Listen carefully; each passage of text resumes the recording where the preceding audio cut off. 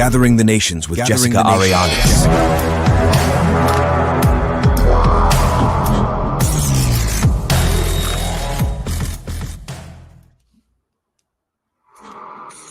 All right, welcome everybody to Gathering the Nations. I'm your host, Jessica Arianes, and we have a presentation for you tonight.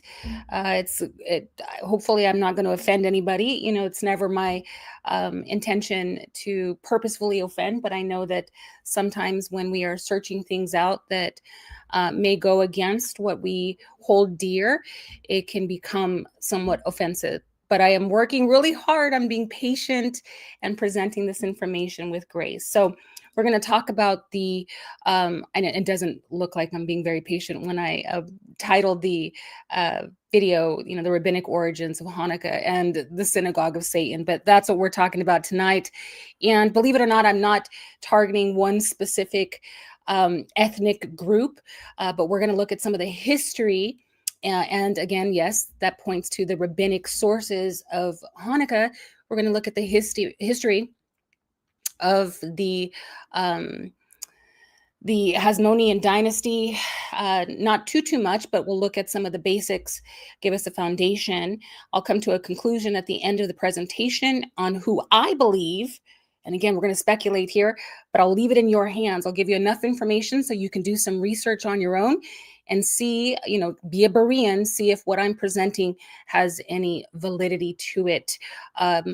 There will more than likely be another part to this as we continue to trace these bloodlines and also show how some of the people, the regions of the sons of Japheth and Ham and Shem sort of integrated into what we know today as modern cultures. So we're going to continue to do that, a lot of research there, but we'll also look at the priestly order and pretty soon present an actual video on the priestly order and the corruption of that priestly order, or at least the controversy surrounding the corruption of a priestly order. Was there a corruption?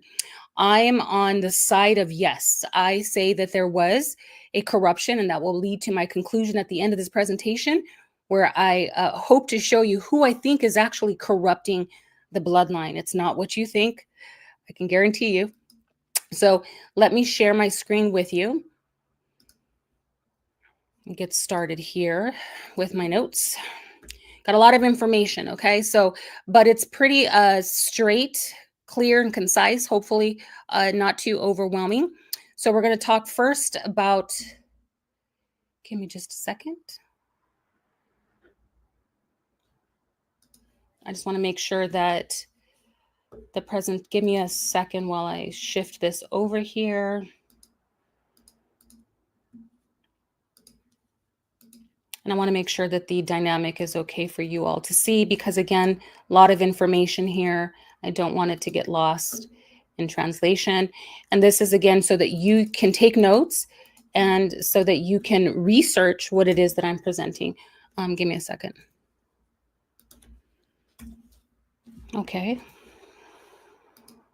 Wow, what is that number? Why is it not wanting to type? Oh, I'm on the wrong keyboard. Technology. All right, here we go.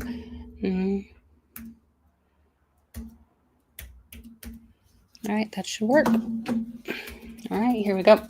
Okay, so I know we are currently in the second day of what is known traditionally as the Feast of Hanukkah. Oh, you know what? I can't. Traditionally known as the Feast of Hanukkah. Many people are celebrating that feast, or at least observing it as a memorial, a tradition. And a lot of people don't really understand what it is, and or if they should even be practicing or celebrating, observing. And then we have those that have just crossed over, and they are still having a hard time letting go of, their traditions, or Christmas traditions. And so this is an easy segue for them. and it helps them ease out of one. But what's happening is that's like they're easing out of the boiling water into a hot sauna, right? So like it doesn't make things. Sometimes you just got to just pull the plug. Sometimes you just have to pull the plug.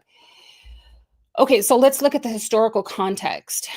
So first and foremost, we're going to start with how the Hasmonean Dynasty was established, and what was going on at that time that sort of led to what we know as the Maccabean revolt. Okay, so the Seleucid Dynasty, we're going to talk about the first. So the Seleucid Dynasty's rule over Judea is a critical part of the historical context for the Maccabean revolt, as their actions and policies seem to have led to the conflict that gave rise to the Hanukkah holiday. So we're going to start there. Now, there was a shift in power dynamics, and has been since the beginning of time. Men vying for power and position, seeing that money, resources, and finances, whether it's agricultural or financial resources, even people, have allowed certain individuals with an appetite for power to conquer, to acquire these resources, and in their own minds experience what they believe is liberty or freedom from bondage or slavery. And so money being the root of all evil, we'll see at the end of this presentation that is in fact what is driving those who have this power, this hunger for power. So at the time, Israel's history, we know, is characterized by a succession of foreign empires ruling their ancestral homeland, starting with the Assyrians and Babylonians. Then they fell under the relatively fair rule of the Persians. This changed with the arrival of Alexander the Great, whose conquest established Greek culture and languages as dominant in the Near East. So territorial control. Now, Genesis 10:10, we're going to start there with the Table of Nations. And in the Table of Nations, specifically, it mentions Nimrod's kingdom. This is important, okay? So we'll see many factions coming out of these divisions, coming out of these conquests, but we see this, it's the same sort of entity even from Genesis, right? The serpent in the garden, who used deceptive practices, somewhat diplomacy, to draw the man and the woman out from under their reign or their realm of authority. So to bring them out was through diplomacy, not brute force initially.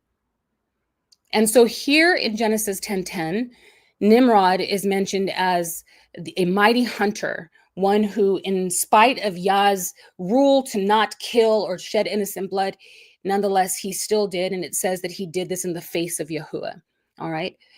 Which I don't think was a compliment. I don't think it was something good that was attributed to him as being pious or righteous. So, but it also mentions his kingdoms. And it says, and the beginning of his realm, which is a better word, was Babel. I want you to pay attention to these actual names: Babel, Erech, Akkad, and Calneh in the land of Shinar. Out of that land went forth Ashur and built Nineveh, and the city Rehoboth, and Kala and Rezin. Between Nineveh and Kala, the same is a great city. Now, the Akkadian Empire. So now we're looking at basically Mesopotamia, which would later be known by divisions, whether it was Assyria, Babylon, Persia. So, but we'll see that initially it was the Akkadian Empire. This was Nimrod's empire. The Akkadian Empire had once united the Assyrians, the Babylonians, and the Sumerian people under one rule. Now, after the fall of the Akkadian-speaking nations, Assyria was established in the north. And then a few centuries later, Babylonia would be established as a city-state in the south. So we have now Mesopotamia divided, and we have in the north Assyria and Babylon down in the south. Now, the relationship between Assyria and Babylonia was similar to that between Rome and Greece in later centuries. So in Isaiah 20, verse 1, we see that Sargon is mentioned as the king of Assyria who sent Tartan to overthrow Ashdod, which was one of the 5 major cities. Of those cities, we have Ashdod, Gaza, believe it or not, Ashkelon, Gath, Ekron. So right away, we see the word Gaza here, right? And so, of course, because of the many conquests, because of the many battles that have ensued throughout time, we have an amalgamation of culture and people, one dominating over the other. And I believe that the tactic was not just to conquer a people or to annihilate or to wipe out a people, but also to remove the history from that people, to sort of consume. If you think about the prophecy that was given to the man in the garden, that he would return to the dust, and then also to the serpent, right? Which, again, a military term of conquering or crushing a head and bruising a heel, militant terms, right? So we're talking about some sort of battle between these two seed lines or between these bloodlines.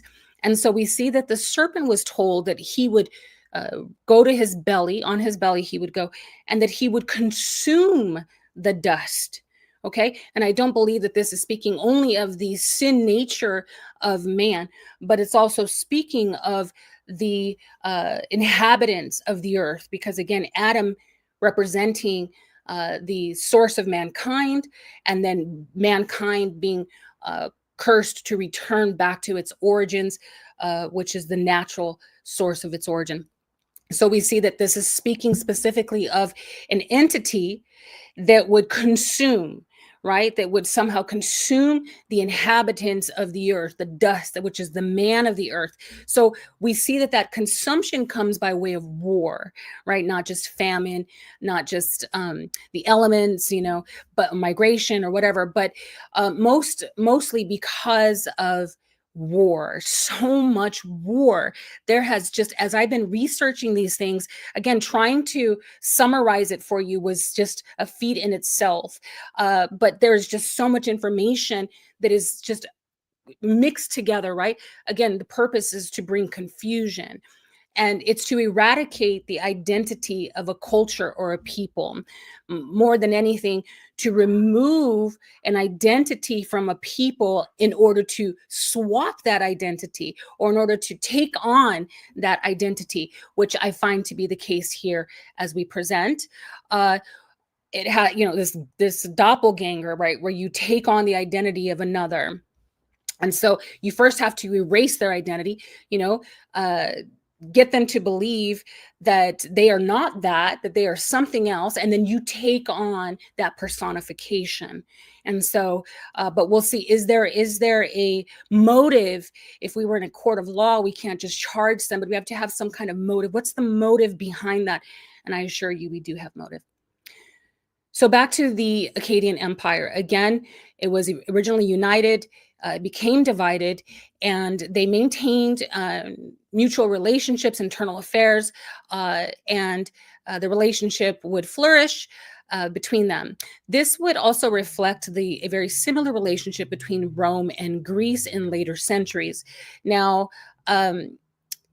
during the Iron Age, the Assyrians became the most powerful empire that the world has ever seen. This is important to note. Because they were so powerful, they became a threat to others, right? It's not so much that Assyria was conquering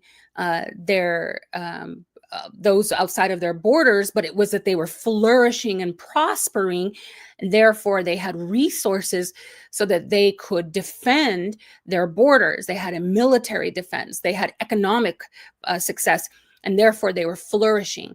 And the more structures that you have, the more intimidating you appear to be. Those structures, although they seem monumental, and of course they served many purposes, but most of those structures were to exemplify the wealth of the nation, right? Again, the bigger the structures, the wealthier, the more, you're looking at those who built those structures.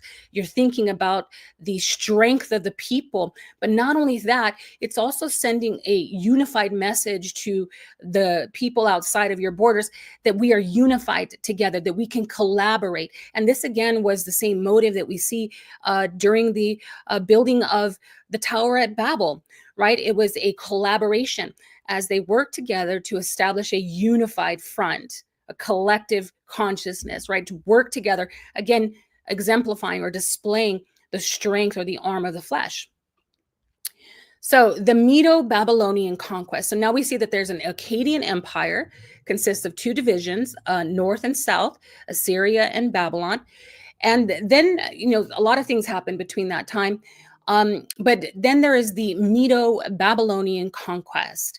So the last war, which would be the last war that was fought by the Neo-Assyrian Empire, and would mark the decline of the Assyrian rule.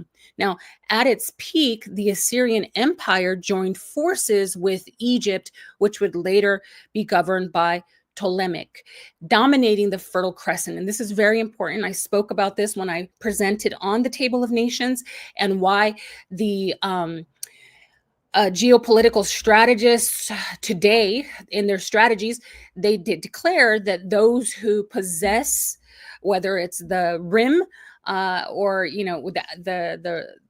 the Fertile Crescent, whatever it is, whether it's the land or whether it's the water, whomever governed over the Fertile Crescent rules the world, right? So there has been which is Iraq. This is in Iraq. And in that particular Iran, which would eventually become the Persians. And we'll talk about that in just a second. I don't want to get ahead of myself. But so we see that this has been a constant place of contention, because there's a desire to conquer, to rule from that region. Why? Why is that place so important? Because again, it's Nimrod's domain, his realm of influence in which he prospered. And so the Assyrian Empire. So now they joined forces with Egypt, and they dominated the Fertile Crescent, which included present-day Iran, Egypt, Turkey, and portions of Afghanistan and Pakistan. Under King, and I'm probably going to slaughter this name, I'm not. So under King Xerxes. I tried to look it up and pronounce it, but we're just going to go with that. The Medes launched an invasion of Assyria, gaining control over the region around the city of Arapa in preparation for a decisive campaign against the Assyrians. Now in 614 BC, the Medes seized Ashur, which was the capital, the Assyrian capital. They looted the city and caused widespread death among its residents. Now, Nabopolassar, the king of the Neo-Babylonian Empire, remember, down north, arrived in Assur. He was like, "What are you guys doing?" And the Medes were like, "We're overthrowing Assyria." And the Neo-Babylonian Nabopolassar was like, "Hey, I want to get in on this." So they were like, "Okay." But this was already after the Medes had pretty much taken the capital. So they come in, the Babylonians come in, and they basically meet with the king. They met Cyaxares, and they allied with them by signing an anti-Assyrian agreement. Now, moreover, Nebuchadnezzar comes on the scene, right? So Nebuchadnezzar was Nabopolassar's son. And in order to solidify their political bond, he would marry a Midianite princess. Okay, so this is how they did business back in the day.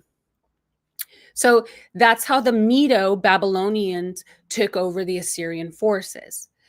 Now we have something known as the Hasmonean Empire. Now, we're not going to get into, obviously, the exile of Israel and how they were then eventually governed by these forces, which would have first been Assyria, the northern tribes. 7 years later, it would have been, now you see this Babylonian conquest over Assyria. Now Babylon would then take possession of Israel for the remainder of the time.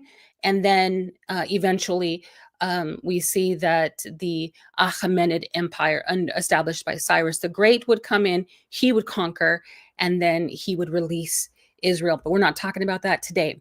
So what is the Achaemenid Empire? So this empire was established by Cyrus the Great.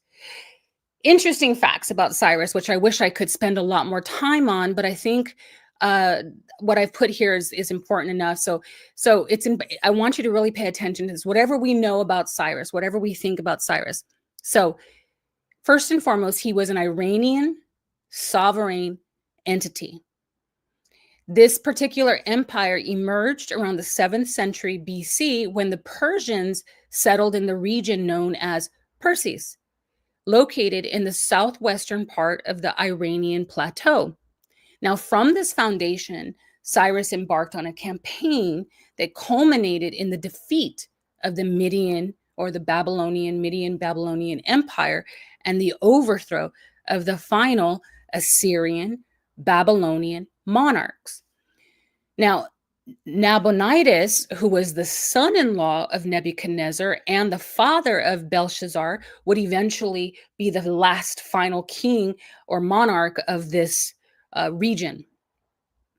Now, consequently, Assyria, Babylon, right, we know it as Acadia, would fall under the dominion of this Persian king, initiating an era of Persian governance in the historical narrative of these regions and marking the establishment of a new imperial structure under the Hasmonean Dynasty. Cyrus is renowned for his political, and this is what's important, at least to me. So Cyrus was renowned for his political philosophy, advocating tolerance and respect toward non-Persians, as well as for his exemplary mercy towards his adversaries. He emancipated slaves, proclaimed that all individuals possess the right to select their own religion and to practice it accordingly, and he advanced the notion of racial equality, social equality even. These principles, among others, were inscribed on a baked clay cylinder in the Akkadian language utilizing cuneiform script, which you can research. Now, why do I bring that up? So I bring that up because not only did King Cyrus reflect at least what we know today as the first civil rights activist, but his style of leadership not only influenced Alexander, but also in our country today has influenced many of the policies by which nations govern and rule over people under the umbrella of equality. So it actually comes from the way that King Cyrus governed the people. Well, this tells us a lot. And again, we're not focused on the exile of the children of Israel while they were in that persecution. But this sort of tells us that under the Cyrus's rule, under the Persian rule, that the children at least had some sense of liberty to maintain their religious, practices. They had some sense of freedom under King Cyrus. But to what extent that freedom was, we don't truly know. But at least we can assume that they were allowed to, again, maintain their readings, perhaps their circumcisions, perhaps their Sabbaths. And again, this was the right afforded to them. Now, had they lost that information, we see later on that this seems to be the case. However, I believe that it was due to an infiltration of deceptive forces. So let's get back to our presentation. Give me just a second, please.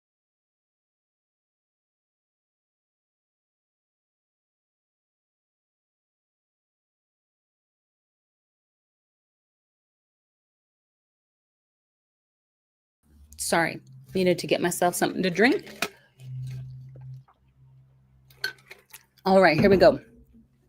All right, so we're clear so far. So now we have these we see how these empires have fallen and, to these particular rulers. So we have the Akkadian Empire initiated with, Nimrod. Then we have the Medo-Babylonian conquest. Then we have the Achaemenid Empire under Cyrus the Great. And now we're going to see the Seleucid Empire emerge on the scene. So now in 338 BCE, we have King Philip of Macedon, who launched an invasion of the Greek city-states, exploiting their divisions and internal conflicts to ultimately unify Greece. Now, the vast Persian Empire, which I have a map and I'll show you in just a second, the vast Persian Empire posed a significant threat to Greek civilization. Remember, I told you that the more power you had, the more of a threat you became. So it is the way of the world, right? So this empire posed a threat to the Greek civilization, or to at least to the Hellenization of the Greeks. So because the Greeks were constantly at civil war, under this particular king, Philip, he was able to unify them, and he saw the potential of advancement. Again, that collective whole, a house divided can't stand. So at least bringing the people together represented an opportunity for conquest or for power. So who was in the way? You know, it's the Persian Empire. So this prompted Philip to seek the defeat of the Persian Empire. However, he was assassinated before achieving his goal. Now, upon ascending to the throne in 336, his son Alexander vowed to fulfill his father's ambition. And in 334, Alexander crossed the Aegean Sea into Persia, located in Asia Minor, which is modern-day Turkey. And after enduring 3 exhausting years of conflict, he eventually won 3 critical battles, and Alexander then decisively defeated the Persian armies at the Tigris River, thus bringing the formidable Persian Empire under his control, including the famed city of Babylon. Okay, so now, what does this have to do with Judah and these gentilic nations and all of their infighting? What does Judah have to do with this? Well, Judah was a region situated on the border between the Ptolemies of Egypt, okay, and that's the Greek rulers of Egypt, and the Seleucids of Syria, making it a contested area between the two powers, which would later become Rome and Greece, respectively, okay? So remember, we're going a little bit back before the democracy of Greece and before the Republic of Rome. So now the Ptolemaic, what is it? So the Ptolemaic was the longest and last dynasty of ancient Egypt from 305 until its incorporation into the Roman Republic in 30 BC. Now, who were the Seleucids of Syria? So the Seleucids of Syria was a region of the Seleucid Empire located in northern Assyria, because they conquered, right? It was also known, through Alexander, it was also known as the Syrian Tetrapolis. And we've talked about polis before, and we're going to look at that in great detail today. But what tetra, meaning 4, tetra, and then polis, 4 cities. That was founded by Seleucus Nicator. So the first one was Antioch, which was named after his father and the largest city. Now, Laodicea after his mother, Apamea after his wife, Apama, and then Seleucia in Pieria, eponym of Seleucus, okay? So now let's talk about this Hellenistic rule. And I am going to give you a synopsis of the the story of the Maccabean revolt, according to rabbinic sources, as well as the book of Maccabees. And then I'm going to show you where I think there are some discrepancies and perhaps even some controversy, okay? So, but I'm leading up to what seems to be, so this was the current condition, the political condition of that time, and what seems to be the provocation that initiated the revolt, okay? So I'm giving you just a background of what was going on at that time. So now the Hellenistic rule. What is the Hellenistic rule? So in classic antiquity, the Hellenistic period refers to the time in history and Greek history following classical Greece. It spans from the death of Alexander the Great in 332 to the death of Cleopatra in 30 BC. Now, and then again, that would be in Egypt, but she was not Egyptian, actually. She was Greek. So now, after which the Roman Empire began to rise in power. The term Hellenistic encompasses all the ancient territories of the period that had come under significant Greek influence, particularly the Hellenized Middle East, after the conquest of Alexander the Great. Now, after his death, his empire was divided into several kingdoms ruled by his generals and their descendants. These Hellenistic kingdoms were known as the diadochi kingdoms. Now, diadochi means successors, so successive kingdoms, which were often at war with each other. Now, it's interesting to note that this seems to be a familiar pattern amongst the sons of Noah. There is constant internal struggle, conflict, and civil war, which again makes sense why Yahusha said a house divided cannot stand. And here he is bringing forth a kingdom that is not of this world. And he's saying to us that the kingdom by which he is governing, that kingdom is accessed through faith. It's by faith that we enter into this dynamic. It's by faith as we die to our old nature. We give into the or we no longer give into the demands of the flesh, and we allow the ruach to then govern us and to bring us into the fullness of that kingdom, right? The kingdom of light and the kingdom of darkness, which is again of this world. And so we see that he's like, I'm not worried about all these wars and rumors of wars. Like, I'm not concerned with all of your conflict, but yet they say that he's being governed by an entity. He says, there's no demon in me because I please the Father. And then he goes on and says, because if I'm casting out devils by the power of Satan, then his kingdom is divided. So we know then that there is a kingdom that far surpasses, and it's not a kingdom of bloodshed, violence, greed, covetousness. It's not tyranny. It's not governed by tyranny or the lust for power. Again, it's governed by love and the desire to do no harm, right? It's governed by righteousness and by the Ruach of Elohim. And it's a kingdom by which Yah created so that we can actually govern and rule accordingly. But right now, currently, we are in the throes of violence, and we see that the violence take it by force. But in the end, it is those whom he says are meek. He says the meek shall inherit the earth. So it's those who are slow to anger, right? Those who are meek. All right. So, and they shall govern the earth. Okay, so Alexander the Great. So after his death, his empire is divided. It's called the Diadochi kingdoms, and they were constantly at war with each other. Now, these realms were established throughout West Asia, including Egypt, the Seleucid Empire, the Kingdom of Pergamon, and Macedon, including Greece, later Macedonia. Now, Egypt was governed by Ptolemy Soter. He allowed the Hebrews in Jerusalem to flourish with very little intervening in the 3rd century. However, during the 2nd century, the Seleucids, having gained dominance over Judea, went to enforce dominion over Egypt and the Hebrew population. So I didn't mean to put that here. I meant to put in Egypt. I make mistakes. So there was a large population of Hebrews dwelling in Egypt. And while they were under Ptolemy Soter, they were allowed to flourish. There was little, again, copying or being influenced by Cyrus or the Persian government. They were like, you know what, we want to sort of incorporate this way of governing. So they were allowed to flourish. However, once the Seleucid gained dominance over Judea, they went in to enforce then that dominance over Egypt and also the Hebrew population.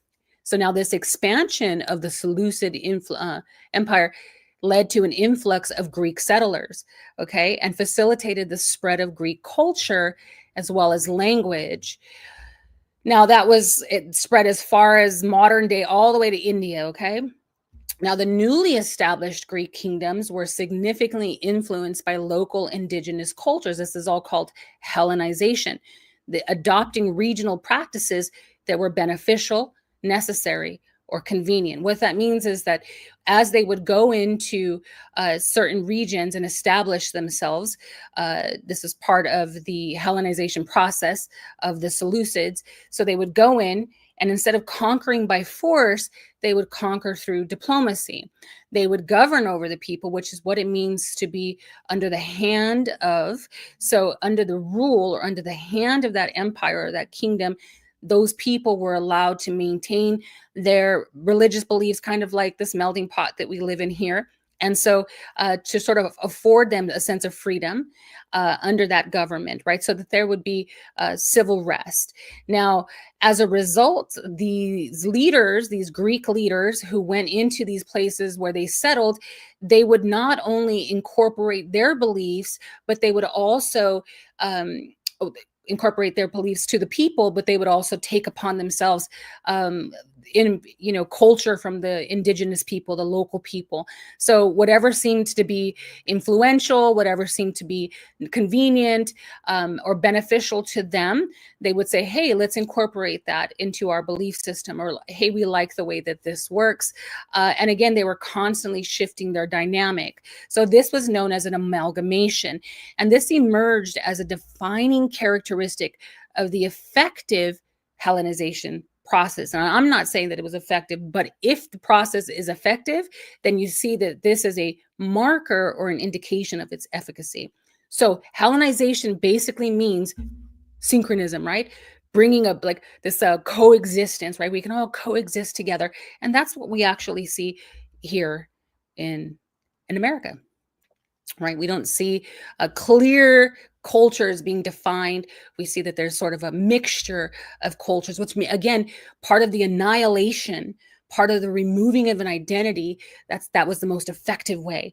And you think about the serpent and the cunningness, well, to me, rather than brutal bloodshed and wiping out or annihilating an entire race of people, you have this, well, okay, if we can sort of mix, which is what Babylon is, to mix the fodder, if we can mix the seed, then what we can do is still maintain, right, that seed line, so that we can draw from the vitality of those people, right, because they truly are the seed of Abraham. So we can still rob, we can still put them to work for us. We can still labor off of their sweat and tears, right? We see that in the book of Revelation when there's an account or a tally of produce, and among that tally is the souls of men.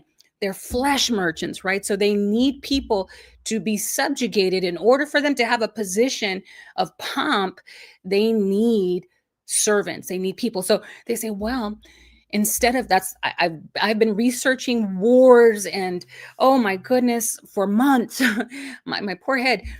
So I assure you, and this is not just from biblical resources, but from professors at universities who teach political science, who also teach ancient Near Eastern history and all the battles and the conquests of the ancient Near East, and the migration of the people of that time.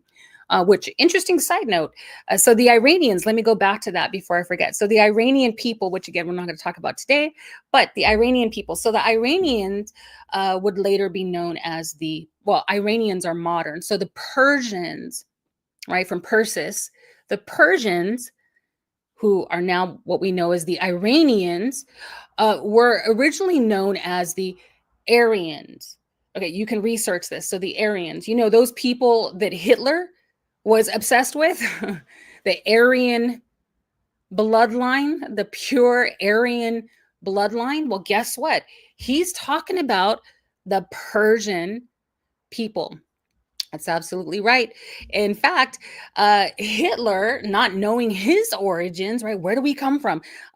Sent an expedition out to go sort of research their origins and, their where did we come from? What part of the Germanic, how did we get here? So he sent out 4 men on an expedition. They went to India and other places in Asia. But initially finding out that they were in fact from Persia. Now, I don't know if they wanted to claim that, to maintain that claim, but nonetheless, it's out there. So, yep, Iranians were the Aryans, the Aryan bloodline. And so they were also the Persian, okay, where King Cyrus came from. All right, so now we have an amalgamation. So the Hellenization, so merging. So what is Hellenization? So it's basically merging ancient Greek tradition with those of Western Asia, Northeast Africa, as well as South Asia. So just mixing of a culture. This blending would lead to the development of a common Attic-based dialect known as Koine Greek. Okay, it's what the Septuagint was written in. But more importantly, this became the lingua franca across the ancient world. Now, why is this important? Because a lingua franca means the language of the Franks, or la lingua, the tongue of the Franks. It's basically a trade language. It's a language, a universal language or a universal tongue by which other foreign people would adopt in order to articulate and to communicate. So you go into a region, you don't speak their language, but you conquer those people. How can you benefit from people you can't understand? You can't tell them what to do. You can't give them instructions. You can't order them around. So if you have a language that sort of bridges that gap, because can you imagine, they were conquering many regions. They would have to learn many languages, many dialects. So it was easier to have a universal language. Now, this would then lead to, again, what we know today as a one world order, a universal order. But that universal order is fueled by or backed by the desire to conquer the nations or the multitude of people in order to bring them into a unified structure, a collective whole. That has always been the goal from the beginning, right, of this entity that was in the garden, which was to divide and conquer, and then to prove his statement, I shall be like the Most High. I shall dwell in the heavens. I shall elevate my throne, and I shall govern like the Most High, right? I shall, and again, the idea is that, or the campaign against the Creator is that we do not need you, your ruach of wisdom, in order to determine our own fate, in order to judge and to establish order on the earth. It's never, I don't think that it's the Satan or the enemy's intent to bring chaos or to bring destruction. Unfortunately, evil is what evil does, right? So evil does what evil is. So because that his purpose is not to do what he is attempting to do, he never accomplished. So we don't see the accomplishment of that in wicked rulers, even though they set out, I want to be a doctor, I want to be a police officer. They don't realize that the systems that are in place, devoid of wisdom, devoid of the ruach, those systems are systems of darkness. It's Leviathan. They are systems that choke the desire, the purpose in your heart to do good, right? Ultimately, we see that people get caught up in the system, and eventually we see that it can corrupt even the best of the best, right? So again, we see that anything that he puts his hands to, but the idea is that somehow he'll figure out a way to be like the Most High, to offer a legacy of freedom and eternal life, right? And that offer will more than likely come by way of artificial intelligence. And, we know all the things that are out there. So again, they are working towards a dystopia. In a utopia, right? Not a dystopia. We live in a dystopia, but is working towards a utopia in which, again, we can all live together, universally coexist and flourish, learning from one another, gaining knowledge by reason from one another. And again, this is the antithesis of Yah's kingdom. This is really, truly wicked, believe it or not, even though it doesn't necessarily sound like it.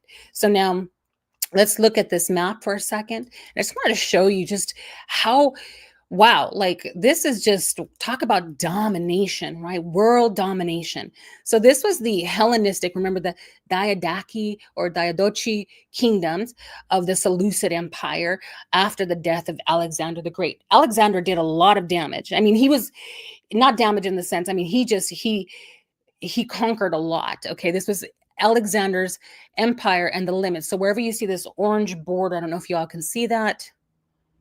Can you all see that? Okay, so, okay, here we go. Can you all see that? Okay, so we see all the way here, Lysimachus here, the Black Sea, all this Cassander, Sparta over here in the bottom, the Mediterranean Sea. We see Ptolemy over here in Egypt, in the Libyan desert, the Nabateans, who were very close to Israel at the time. We see Gaza, the Syrian desert, all this orange border, the Indus Valley, Hindu, which was also Kush, Alexander. Up here is where he would the Media, the Medes, the Armenia. We see the Caucasus Mountains by which they crossed and became known as the Caucasians. What else do we have? We have just all of it. And so right here in the middle where the Tigris and the Euphrates is, this is where it initiated. This is where it all started. We see that this would have been up here in this orange region would have been Assyria, and down on the bottom would have been Babylon. Okay, so we see the empire was massive, and they were Hellenizing.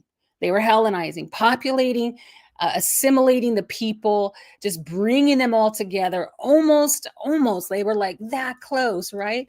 And then what happened? And so, yeah, so that Koine Greek was very important. So this Hellenistic influence, which I'll go gloss over briefly. So the Seleucid Empire was a major center of Hellenistic culture. Now, the Seleucid rulers encouraged Greek immigration, which was basically assimilation. This led to the establishment of a dominant Greek political elite. Now, this Hellenistic influence acts as a major element in the events leading to the Maccabean revolt, as cited by Josephus and the authors of the book of Maccabees. All right, so that's why I want to lay this foundation, because the authors of the book of Maccabees, and we're only going to really kind of focus on first Maccabees, not necessarily the second book, since that's not genuinely authenticated. At least the first book is apparently written by an eyewitness. The second book is contested. So even though I believe both should be contested, but nonetheless, we'll focus on Maccabees 1. And then Josephus also being a witness to the accounts. And so both of them sort of play off of this idea that the political tension of the times, and specifically this Hellenistic influence, is what led to the heroic uprising of the Maccabees. But I am going to present perhaps a different perspective on what I believe was actually taking place. So let's go back to the shift to suppression. So what was going on? So now remember, Alexander, while he was alive, he had control over his reigns before they were divided into the 4 reigns. But while he was governing, he was sort of establishing this the Hellenization, the influence of Hellen, the Greeks.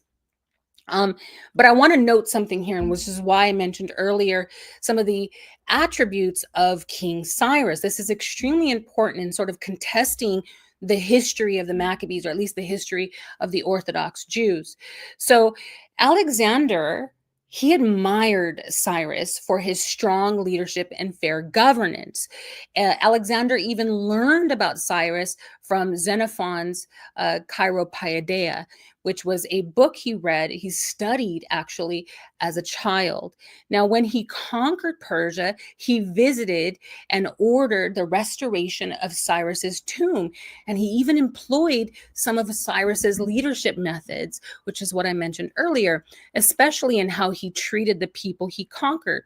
So like Cyrus, Alexander used propaganda to present himself as a liberator and a divinely chosen leader who appealed to the people. Sound familiar? He focused on winning over local populations by respecting their customs and religions instead of oppressing them. And by the results, you can see here, this is the World History Encyclopedia, you can see here that it was a very effective policy. Right? Diplomacy. Remember, the Greeks are known for their philosophical debates and reason, their diplomacy, not necessarily brute force, but they would employ it if necessary. Imagine the acquisition of resources, the people, the slaves, the monetary resources, the natural resources that they had access to which caused their kingdom to become very, very, very, very influential. But nonetheless, they were incorporating this, let's use gentle parenting, right? Let's use gentle parenting. Wait, why is this? Not working. I don't know. Okay, my thing's not working over here. Sorry. So basically, he wanted to use diplomacy and gentle parenting to sort of influence the people. And again, because if you think about it, in all reality, the 1% rule, right? In all reality, so under Alexander, I mean, he had a massive military force, and they were obviously trained in the art of war, very effective. But when you look at this map here and you see the power of domination, right? That's like, wow, that's a lot of land. That's probably a lot of people. So imagine if those people were to experience the weight of oppression, the forces of oppression. Well, I mean, after a while, every now and then you're going to have factions where people rise up and then they're subjugated, and then they rise up, and then they're suppressed, and then they're dealt with, and they rise up. And so you deal with, just kind of like our children when we're parenting, every now and then they rise up against your authority and want to challenge and test you. And then you sort of quell that desire and that autonomy in them, that need for independence. And then you sort of put them back under a place of safety and remind them that they're loved. And, you act accordingly, depending, right? So could you imagine if they only used brute force and constantly oppressed the people through tyranny and violence and guerrilla warfare? Then the people would begin to rise up. So there's more of them than there are of the elite, right? The ruling class. So imagine all these people then rising up against that one power. They would overthrow that power. So it was in the best interest of Alexander to utilize this diplomacy, right? To give the people what they want.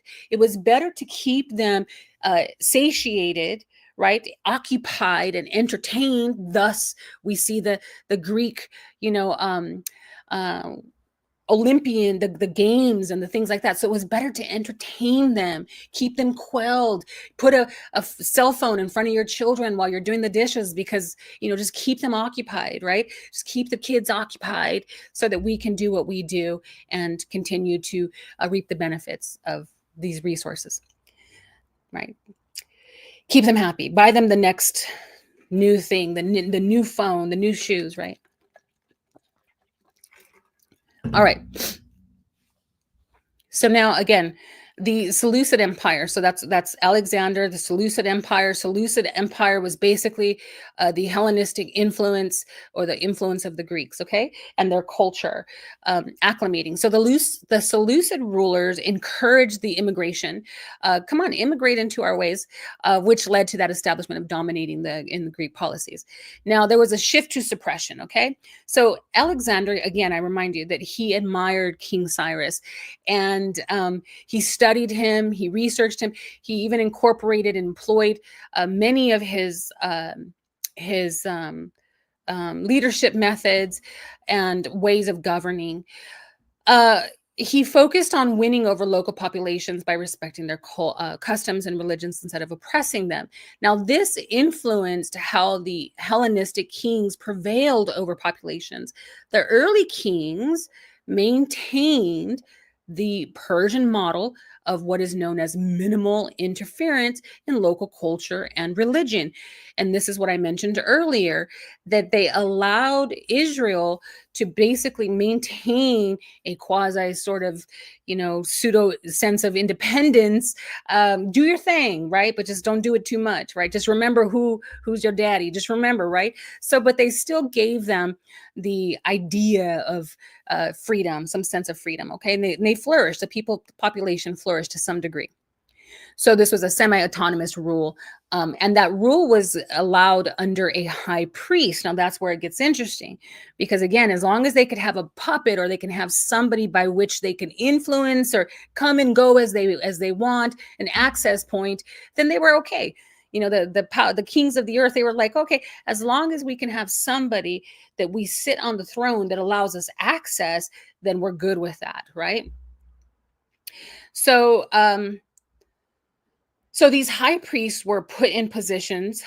Then they would also handle the religious and secular matters. However, this is interesting. Okay, this is one of the, do you have a motive, right?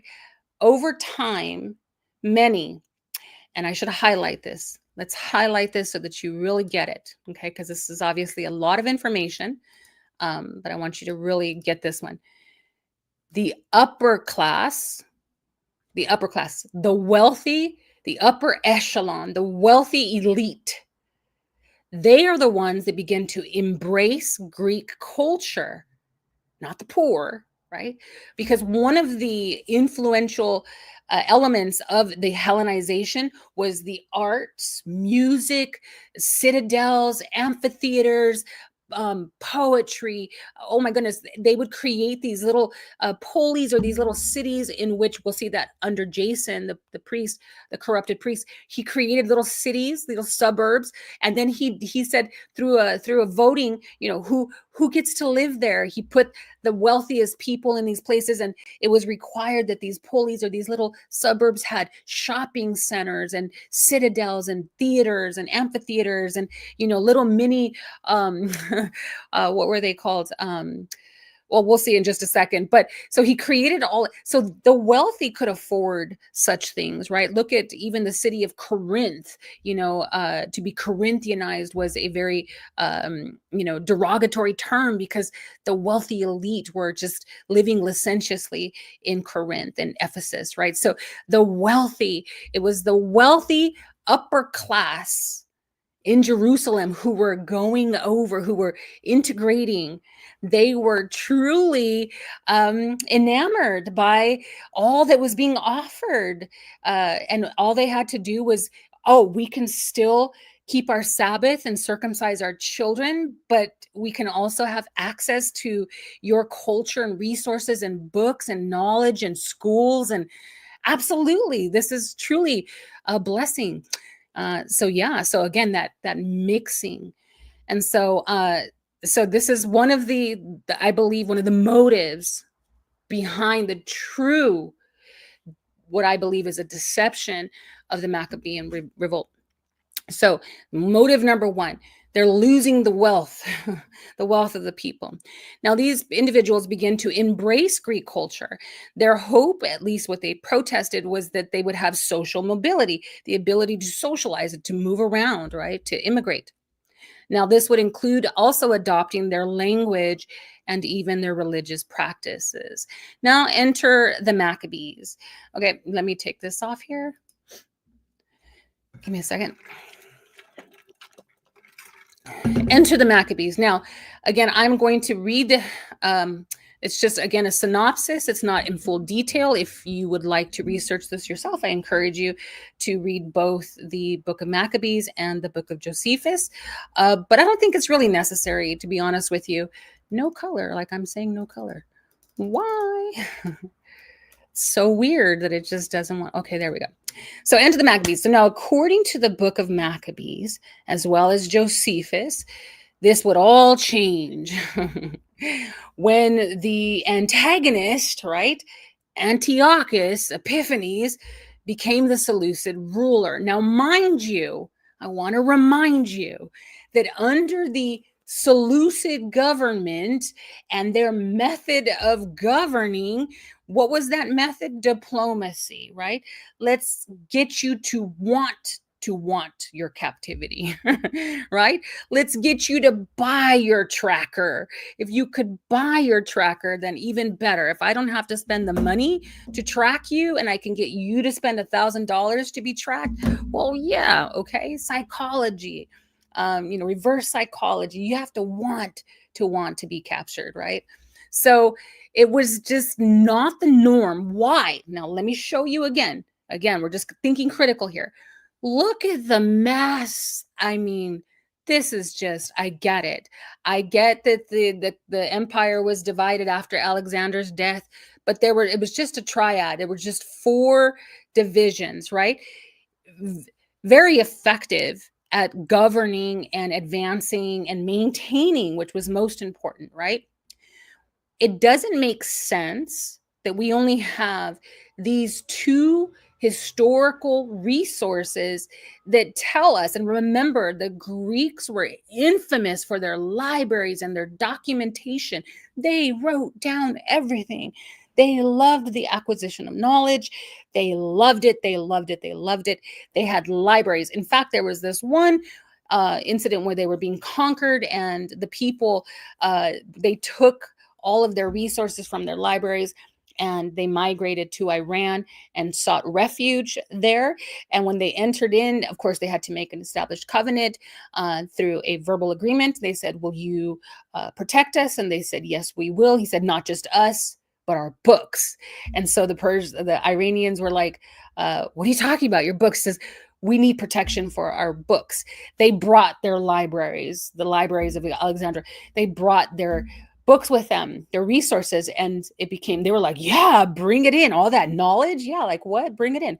So they brought it in and it was preserved. So mind you, they write down everything, yet nowhere in any Greek literature is any of this ever mentioned.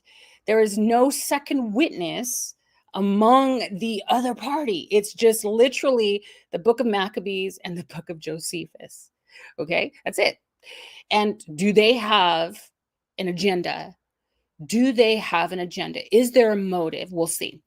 So what's happening now? Again, I reminded you, right? Alexander, they were incorporating the Persian way, but now the Maccabees come on the scene. Now, this is according to the first book of Maccabees, as well as Josephus. The antagonist, Antiochus Epiphanes, when he became the Seleucid ruler, he was cited as an erratic madman who escalated conflict. In fact, he was cited as being much more than that, bloodthirsty, violent tyrant. He seemed initially, and when he first started his government or his rule, he seemed to support these pro-Greek high priests, or these Hellenized high priests. He was like, yeah, I'm all for it. And then all of a sudden this changes. Josephus would soon then in his writings charge Antiochus with actively eradicating Judaism, right? You purposefully setting out to annihilate our people. Now, according to the resources, Antiochus, forbid the observance of the Sabbath, circumcision, and other Jewish rituals. Now, again, this is so contrary to the way that Hellenization is effective. That's not how Hellenization works. I just showed you, and you could do your own research, that Hellenization, the efficacy of Hellenization is to be able to amalgamate, to emerge with, the local culture and, the languages and all the things, to adapt, right? Immigrate, become one. That was not the motive. So again, that's just immediately no. Immediately, I'm like, no, that doesn't even make any sense. So we move on. So according to the book of Maccabees, he set out to prevent them from maintaining their culture and their religious ways and their beliefs. Okay. Now, first of all, if there was a foreign influence in Jerusalem at any given time, this would then cause you to think, why is that power or that influence in the house of Yahweh? This is the Yahweh's inheritance to the children of Abraham. This is a gift that he gave to Abraham's children, his seed, a gift, an inheritance. This is the house in which Yahweh dwelt among the people. If a foreigner, another lover, is in the house, well, you have to wonder why. What is truly happening that allows that foreign power to dominate over Yah's people at any given time? Well, I'm not going to talk about it today, but it had to do with, again, that constant internal division. Even Israel suffered at the hand of covetousness and lust, or at the power, the demand. And again, striving against the northern tribe, Jeroboam and Rehoboam, right? And constant, the taxing of the people. And again, shearing the sheep, off the backs of the people, placing heavy burdens upon them, wicked rulers who, again, lust for power and desire more to be legitimized in the eyes of foreign nations, or to be acknowledged by surrounding powers rather than Yahweh, to be applauded, by the people, to say, oh, you are someone among us, right? And so again, this is what's really driving the internal conflict between Israel. So when Israel comes out of Babylon, and the parties that do come out of Babylon to set up the temple, the second temple, what happens is they maintain that division between the northern tribes and the southern tribes. That conflict has not been resolved, right? So they're not unified. They never become unified again, ever again. Under the Davidic rule, or the Davidic dynasty, that was the final time, that was the last time that Israel was ever unified as a whole. After that, they're never unified. But the promise of Yahusha is to gather Israel, to gather the nations, and to not only bring that unification to Israel, but also through the establishment of the true righteous Zadoki, or the high priest, of which is Yahusha, through that government of king and priest, not the counterfeit, but through the government of the eternal high priest, Yahusha, our Mashiach, the anointed one. We will not only see the restoration of Israel as a whole, as one man, but we're also going to see that Ephraim and the northern tribes, which, by the way, Ephraim, side note here, later becomes the head, or he becomes synonymous with the northern kingdom. So that's why we know that the northern kingdom, Ephraim, and it's to bring our brothers home. It's to bring the nations in. Again, to bring them in to this, the superiority, right? The supremacy of the kingdom of light, the supremacy of Yah's kingdom, not the other way around. It's not that we compromise, becoming all things to all men, doesn't mean that we compromise and sin so that we can, influence you to not sin. Like, that just doesn't even make any sense, right? Okay, back to our notes, which actually we're done with this one, and then we can move on. And I don't know how long I've been going. Only an hour. Praise yeah. Okay, so I think I like this way of notation better, and then simplifying, because it helps me to stay on track, right? Because I could just go off on a tangent here. Okay, so again, we're looking at that contradiction between, how the Hellenization process worked, and then all of a sudden we get an account from both Maccabees and from Josephus that this man was just out of his mind, and that he was, that there was a need to rise up against him, that he was, purposefully setting out to annihilate Israel. So now, however, okay, so Josephus would soon charge him with eradicating Judaism. According to resources, Antiochus, I mentioned all that. He, can't circumcise, can't keep the Sabbath. You can't do what Hellenization allows you to do. Only you, no one else, just you, right? Just you, Israel, for some reason. Well, probably because you're the chosen one, right? Like, well, all the things, right? Well, we're chosen, and therefore, we're afflicted. We're afflicted because we're chosen. Like, what? No, you're supposed to put fear in your enemies. If you're righteous, if Yah be for you, who could be against you, right? Your enemies will scatter. Like, what? Where is, like, you calling my El a liar? It's not. It's because you're a liar. You're a liar. You're a liar. Okay. So according to their testimony, he also desecrated the holy temple in Jerusalem by converting it into a temple of Zeus and sacrificing a pig on that altar. Again, we don't see this in any other. I have not yet found it. If you have resources that testify as an external witness, please let me know. But there are other resources that actually are contradict this claim. So now, what is this internal conflict? It's a rise of internal conflict. Now,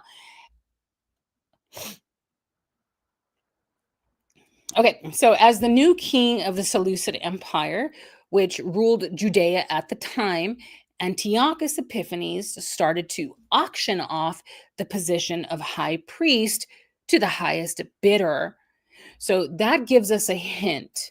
Okay, so this was actually documented, and this gives us a hint at what was allowing for this foreign invasion.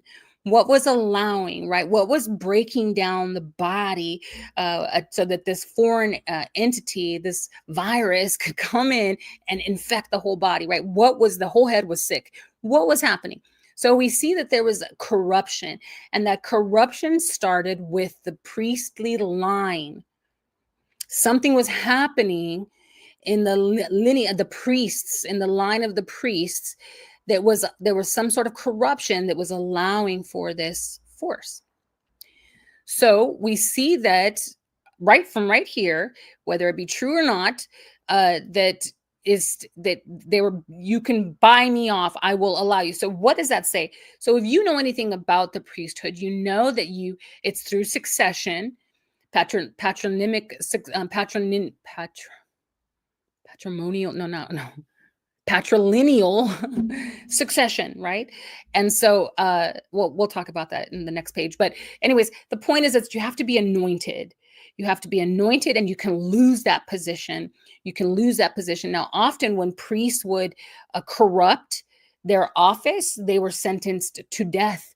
That Yahweh would deal with them immediately because they were his. They were not governed necessarily by judges or by kings. It was by Yahweh, even as the king himself was also governed by a head above. That means the divine right to rule. So these Levites, if again there was corruption, they were dealt with immediately. I mean, there was just very little grace for them, right? Because they were held to a higher standard. Now, what does that mean? Why weren't these priests being dealt with then? Hello, why weren't they being dealt with? Yeah, so let's just go ahead. If we can just get, we're not promoting other channels here, which I appreciate. Let me just do a side note here. I appreciate that, Mr. O'Connell. Thank you. Yeah, and let's just go ahead and remove this altogether. Yeah. Okay, thank you. All right, so let's just stay let's just stay peaceful in the room and respect each other in the chat, please. And especially the moderators, they work so hard to keep you all connected. And so thank you. Thank you. All right. So enter the Maccabees. So there's this internal conflict.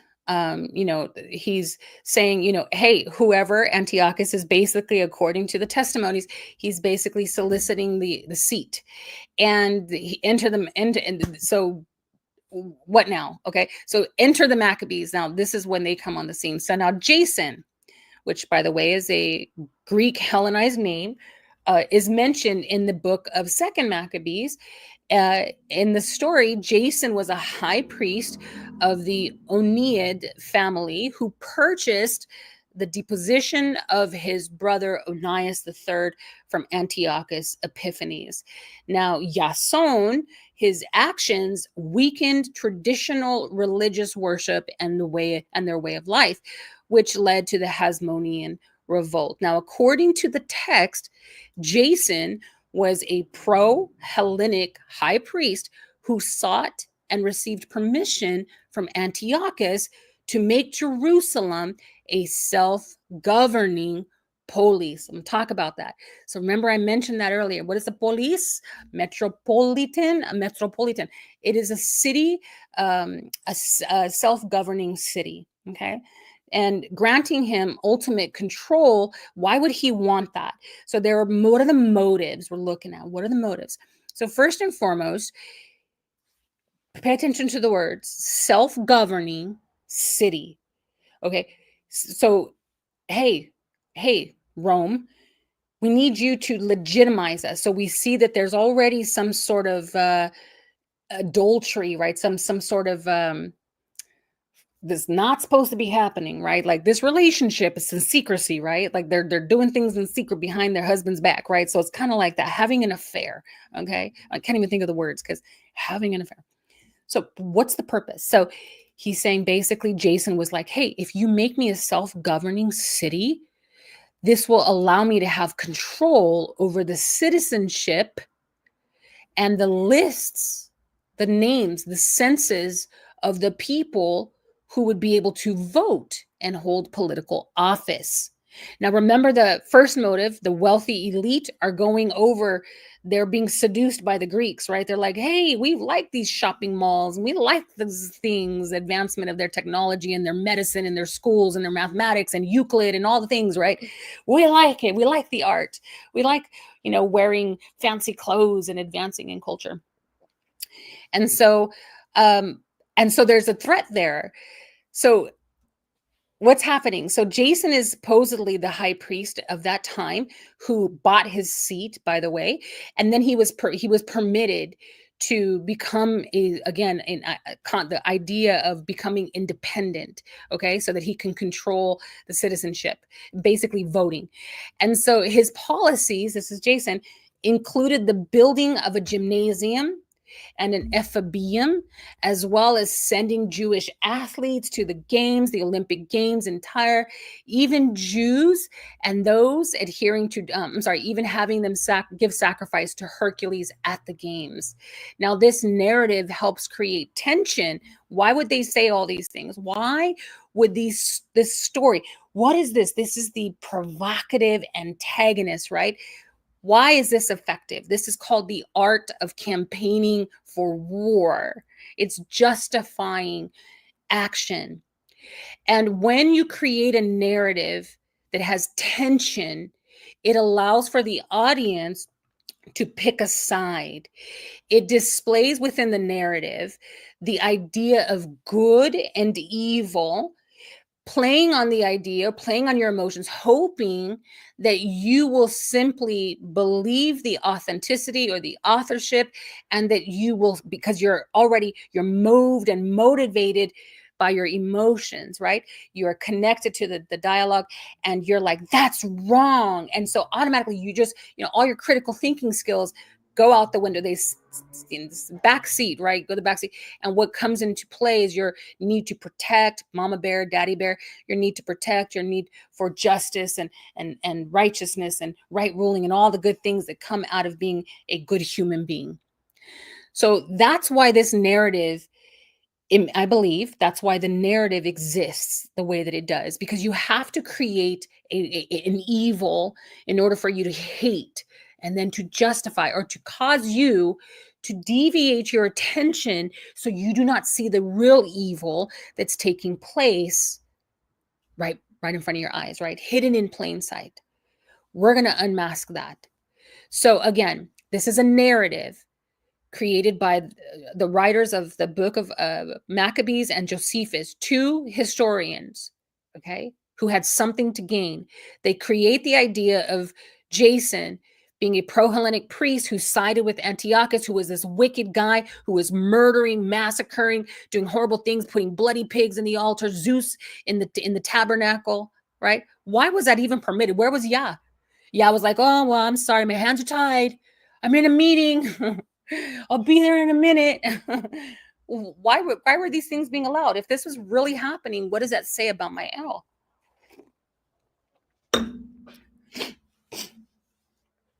All right.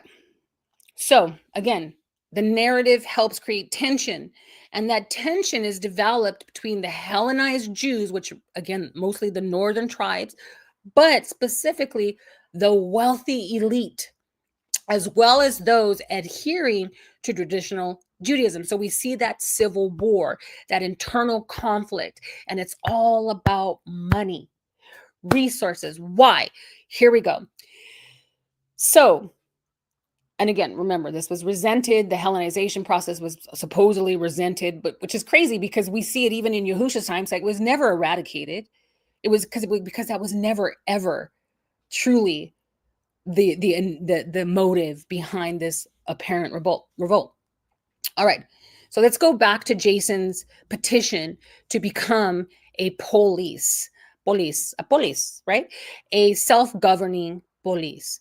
So a polis, and I would actually encourage you to research it, but a polis was a self-governing city-state in ancient Greece that was independent That's where the term comes from. Independent of any other entity. Each polis had its own, pay attention, legislation, executive, and judicial functions, as well as its own military. The government was usually made up of an assembly of citizens, a council, and magistrates. Okay. So when I talked about the powers and principalities, and I explained that they had created the Sanhedrin, which was also known as the assembly, right? Which was a counterfeit assembly. Okay. And that they were allowing for the democracies and the republic to come in, right, and to again to mix their lovers, right? They were the love of Sophia philosophy and vain philosophies and all these ways of advancing. So they needed predominantly a government, and then they needed military, and that requires what, people? Resources. Financial resources. Now, at this time, Jerusalem was being plundered. You know, the artifacts, the furnishings of the temple were being stolen. They were being used to buy off their seats.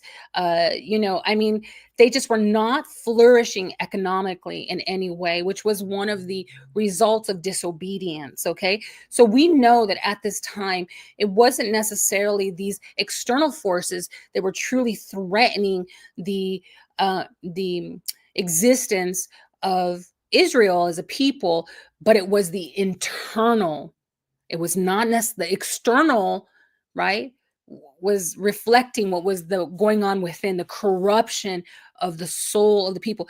The people had become corrupt, lusting for power, lusting for money, lusting, right, to pull away from what they believe to be the stringent, the stringent laws, right? So we can relax them just a little bit. And look at all the other people, they're advancing and they have all this technology and all these things, and we want them too.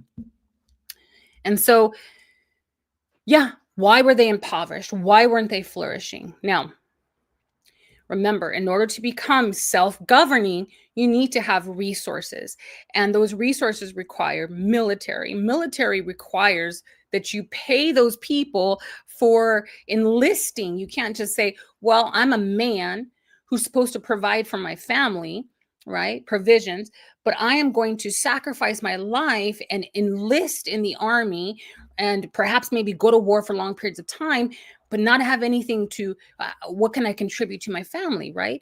So again, resources, payment for your service, things like this, food, all the things. There's just so much more to it, but you do your own research, okay? So they were conquered because they didn't have money. In fact, there was one occasion where one of the Herodian leaders came under siege, and he sent all the people, just like kind of reminded me of the war in Palestine, Gaza. But it reminded me, so he basically rounded up all the people who were not a benefit to him, who were women, children, or the feeble, who could not go to war. And he sent them out. He said, get out of here, right? He didn't care where they went. He was like, get out of here. So they went, and where they found themselves was in the garrison of their enemy. And so they couldn't cross, and they were like, we don't know what to do. And they came under siege. So then he relented and said, okay, come back. You guys can come back. And he let them back so that they could celebrate the Feast of Tabernacles, and they ran out of food. The whole place ran out of food. And he was like, I don't know what we're going to do. So he ended up subjugating himself to the ruling forces. Again, why were there no resources to protect themselves? Why wasn't the land flourishing? Why wasn't it producing? Again, it tells you the whole head is sick. It's because there was something wrong with the leadership in all ways. It had nothing to do with these external forces that were vying. Just think about this. When the body is decaying, if you take a natural living element like an apple or fruit, and it's a living thing, and you leave it there for a long period of time, it's going to denature. that means that the enzymatic process will begin and start to break down the sugars, all right, the glucose in that living structure, and bring it eventually decay, cause it to be denatured until it's basically decayed, right? So that's what was happening to Israel at that time. Sin was causing them to decay, and these foreign entities, like, I hate to say it, but like worms, right? Or other, vultures would come in. They were taking advantage of the decay.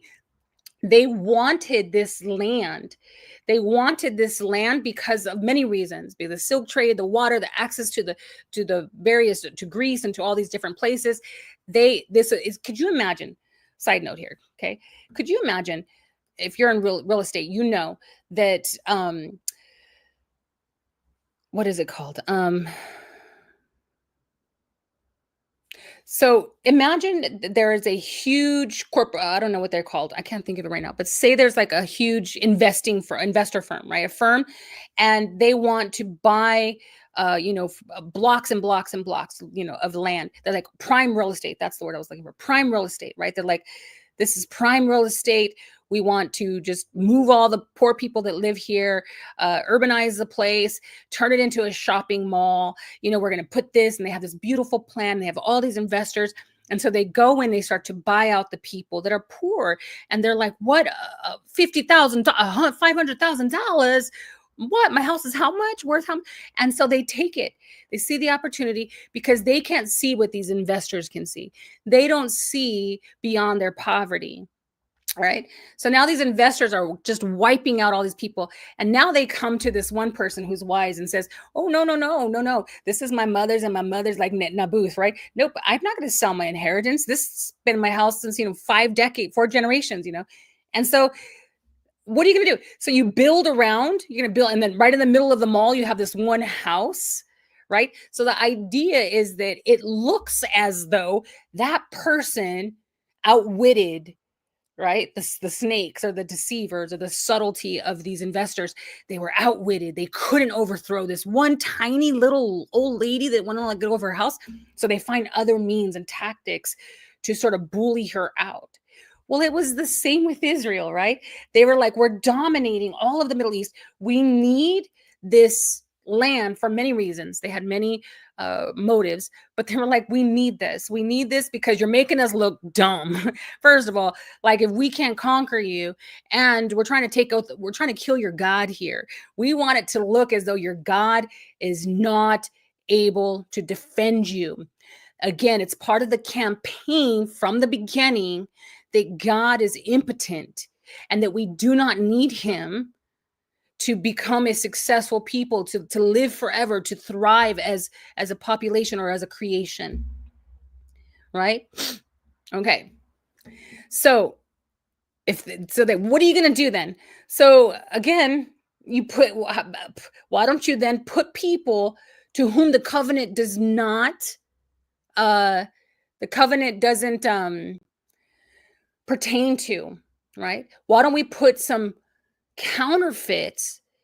Why don't we put some fraud, some people that, again, the covenant doesn't pertain to you? We'll put those people, and we'll make the world think that these are genuine, and that the covenant, that it's just God just doesn't care. God is just, he's impotent. Can't do it. He can't do it. All right, let's go. All right. So again, I want to set the scene. Some of the motives behind why would they lie? Why would they create this narrative? Well, they have motive. First and foremost, they want to become an independent state. They want to rise up, right? They want to rise up among other nations. Ever since they came out of exile, the pre-exilic journey back home, of course, they want to build their temple. They want to govern. They want to rule, and they want to become an empire again. For whatever reason, at least the majority of the people have this desire and hope. But the people who are in leadership are not accomplishing this. So the people are like, maybe it's just that's just a different era. And so they're starting to migrate away. Okay.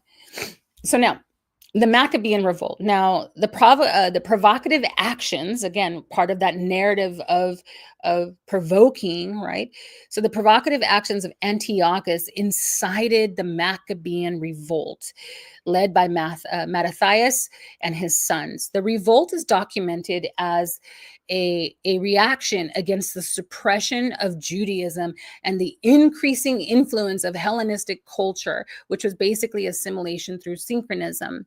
Now, the Maccabee, which again, it wasn't, it was because true Judah, true Levi, the priests and the kings were not in succession. In fact, the true priests were exiled, okay? And the puppet kings were on the throne, and the northern tribes were not allowed to enter in and to participate and fulfill the promises. And so because of this internal division, they were unable to stand. That's what was really happening. Okay. So the revolt is documented as a reaction against suppression and this Hellenistic culture. The Maccabees, under the leadership of Judah Maccabeus, fought against the Seleucid forces, according to the legend, and eventually retook Jerusalem. Now, Mattathias and his sons, according to First Maccabees, the revolt was sparked when an unknown, we don't know who this guy is, we know everything else, but this unknown Seleucid official attempted to force the people of Modin, where Judah Maccabee originated, and his father, to offer sacrifices to Greek gods. Mattathias, a local priest of Modin, refused, and a Hellenized Jew apparently stood up to offer on his behalf. He said, "I'll do it." And so he ended up killing this Hellenized Jew and the Seleucid official, which forced him and his sons to flee to the hills, which would then later incite the rebellion. Now, again, this does not follow the pattern of a successful campaign of Hellenization, right? Which, again, I'm forcing you to offer sacrifices. Like, that's just only you have to offer in your temple. Like, I'm gonna get off on seeing you, not the others in other regions. We're not excited. We just want to see you desecrate your own temple, please. I don't know why that's just gonna get me excited, but can I just see you do it? Can you please I just have something against you, little poor sheep priests in Modin, outside of the outskirts of Jerusalem. You're not even part of the internal conflict in Jerusalem. You're not even part of the Hellenization like you're way out there. Just, I don't know. I'm just going to pick you, and you make me mad, and I just want you to I'm being a mean bully. Just do it. Makes no sense. Doesn't even follow the pattern. Now, who is Judah Maccabeus? Now, following his father's death, Mattathias, his son, Judah, became the leader of the rebellion and earned the nickname Maccabeus, which is a word deriving from the Aramaic machaba, or markaba, which was the hammer. Now, early conflict. So the initial conflict was noted as complex, right? It's complicated, between the Jews and the Greeks. But there was, again, also that civil war between the pro and anti-Hellenistic Jews. The Maccabees began their campaign with attacks on these Hellenized Jews and the towns, and forcefully went in, circumcising their sons. All right, slaughtering the people, by the way, their own people, because they were synchronizing. They didn't come up, listen now, they didn't rise up against the corrupt leaders at that time, the corrupt priests, right? Jason or any of the other leaders. They went and they slaughtered their own people. Literally, according to the testimony, they went and started killing all the Hellenized Jews who had no other recourse because the government had become corrupt. They were being led astray. They had no compassion for the people. They had no power to bring them back. So listen to me. If this guy, the Maccabees, were true priests, then why didn't they go out and evangelize? Why didn't they go out to speak to their brothers and minister the truth to them in the midst of a corrupt leadership under Jason, under these corrupt priests. If he truly was separate, why didn't he go like Yehukanan the immerser, or like Yahusha, or any of the disciples that are sent out among wolves? Why didn't they go out to the proselytes and say, return back, repent, repent? Why wasn't the revolt a revolt of repentance? Why wasn't it to preach the whatever? It wasn't the gospel, obviously, at the time, but to restore the people back to to their first love. Hello, is that not the office of a priest? But rather the office of the priest was to go and to slaughter the people because the leadership was failing them. And because another offer came in who said, we'll take care of you, we'll provide for you because your husband isn't, right? There has to be some sense of empathy there. That's what Yahusha did, right? So now the retaking of Jerusalem.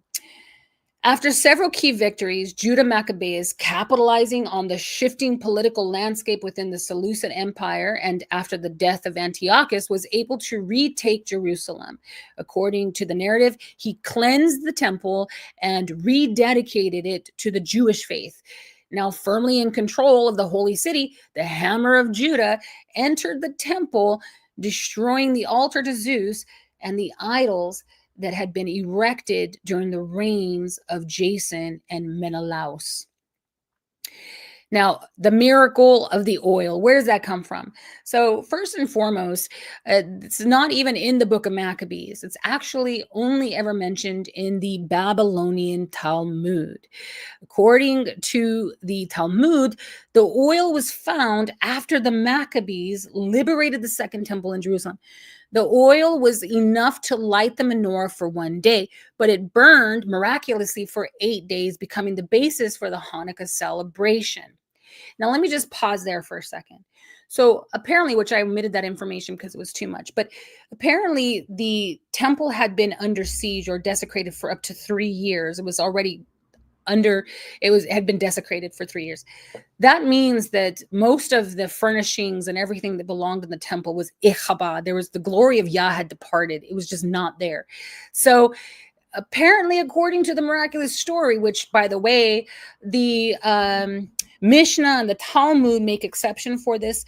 When I figured it out, I was like, hey, but then I go and I research and I'm like, yeah, sneaky snakes. Like they went and they thought about it too. And they said, well, we have to cover ourselves in this story, right? It's like they went through everything to make sure that they dotted all their I's and crossed all their T's.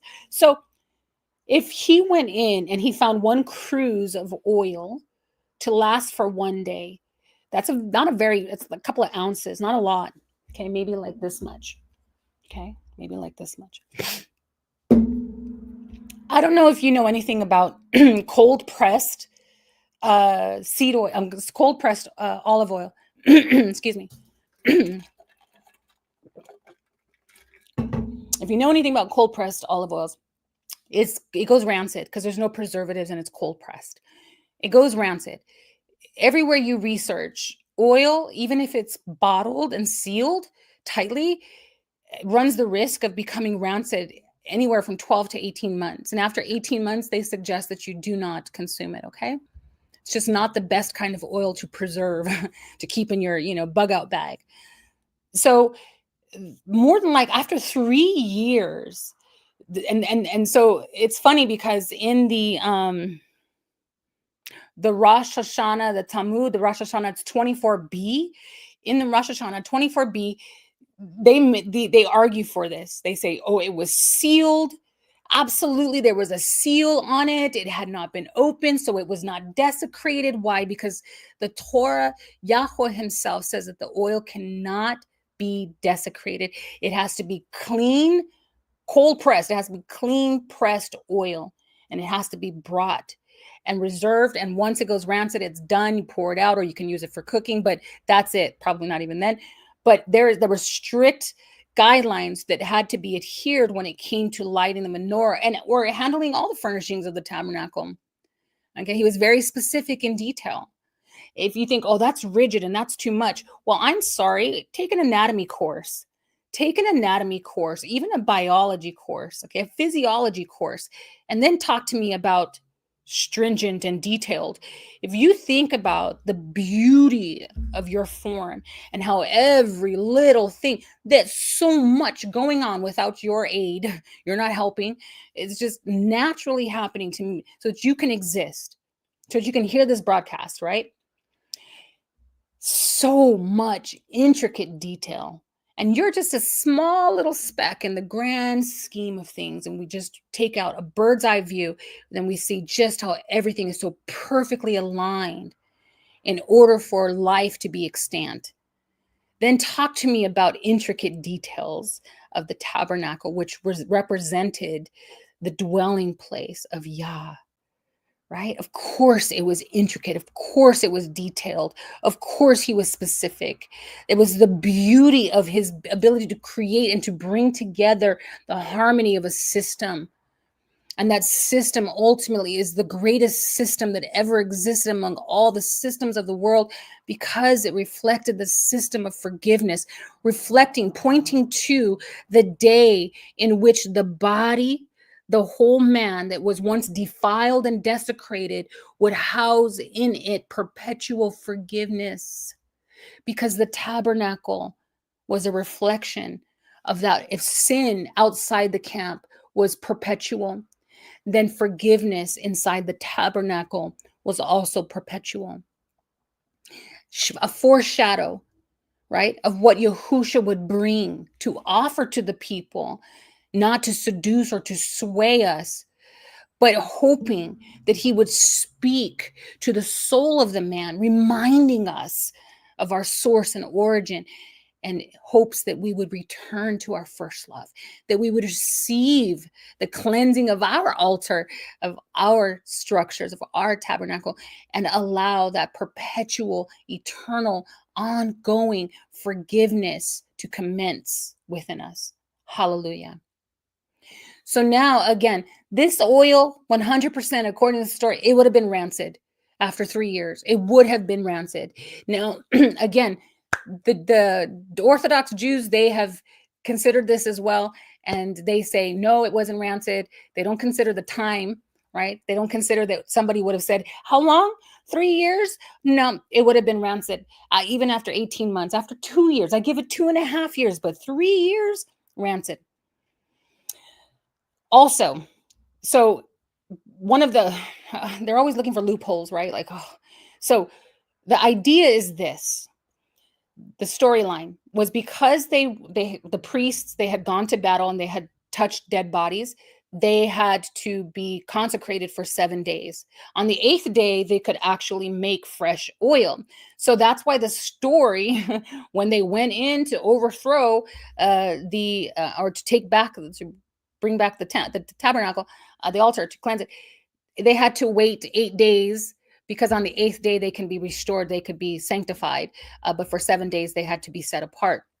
And so that's why the story sort of fits into the narrative, so that oil lasted for 7 days. And on the 8th day, they were able to then crush the oil, make the oil, and bring in a clean, pure oil to maintain the kindling of the fire. Okay. So the post-temple rededication conflict. So while Jerusalem was taken and the temple reinstated, the war was far from over. According to the narrative, Judah laid siege to the Seleucid stronghold of Acre, but was forced to break the siege by Lysias, who brought a large Seleucid army. A pitched battle took place outside Beth Zachariah, where the Maccabees were defeated, and Judah's brother Eleazar Horon was killed in battle, which will play a huge role in what happens next. Okay, so hold on to that. Eleazar is killed, they're overthrown. This leads to the formal entrance of Rome. The legacy and conclusion: Judah was eventually killed in the battle against Maccabees. Now, lingering Hellenistic influence, again, their campaign didn't accomplish anything. Why? Even though Hellenistic culture was rejected and was the primary source of provocation, so that, basically, I don't know, justified this revolt, right? But the Greek culture and the language elements remained evident in their Israel society for centuries, even after the diaspora following the Roman conquest of the region. It was never, why is that? Why did that It's like taking antibiotics and then like the infection doesn't go away. Why? Because the antibiotics, they don't kill viruses, right? If viruses do exist, but it's bacterial, right? So because they were not really dealing with that, what was that rise about then?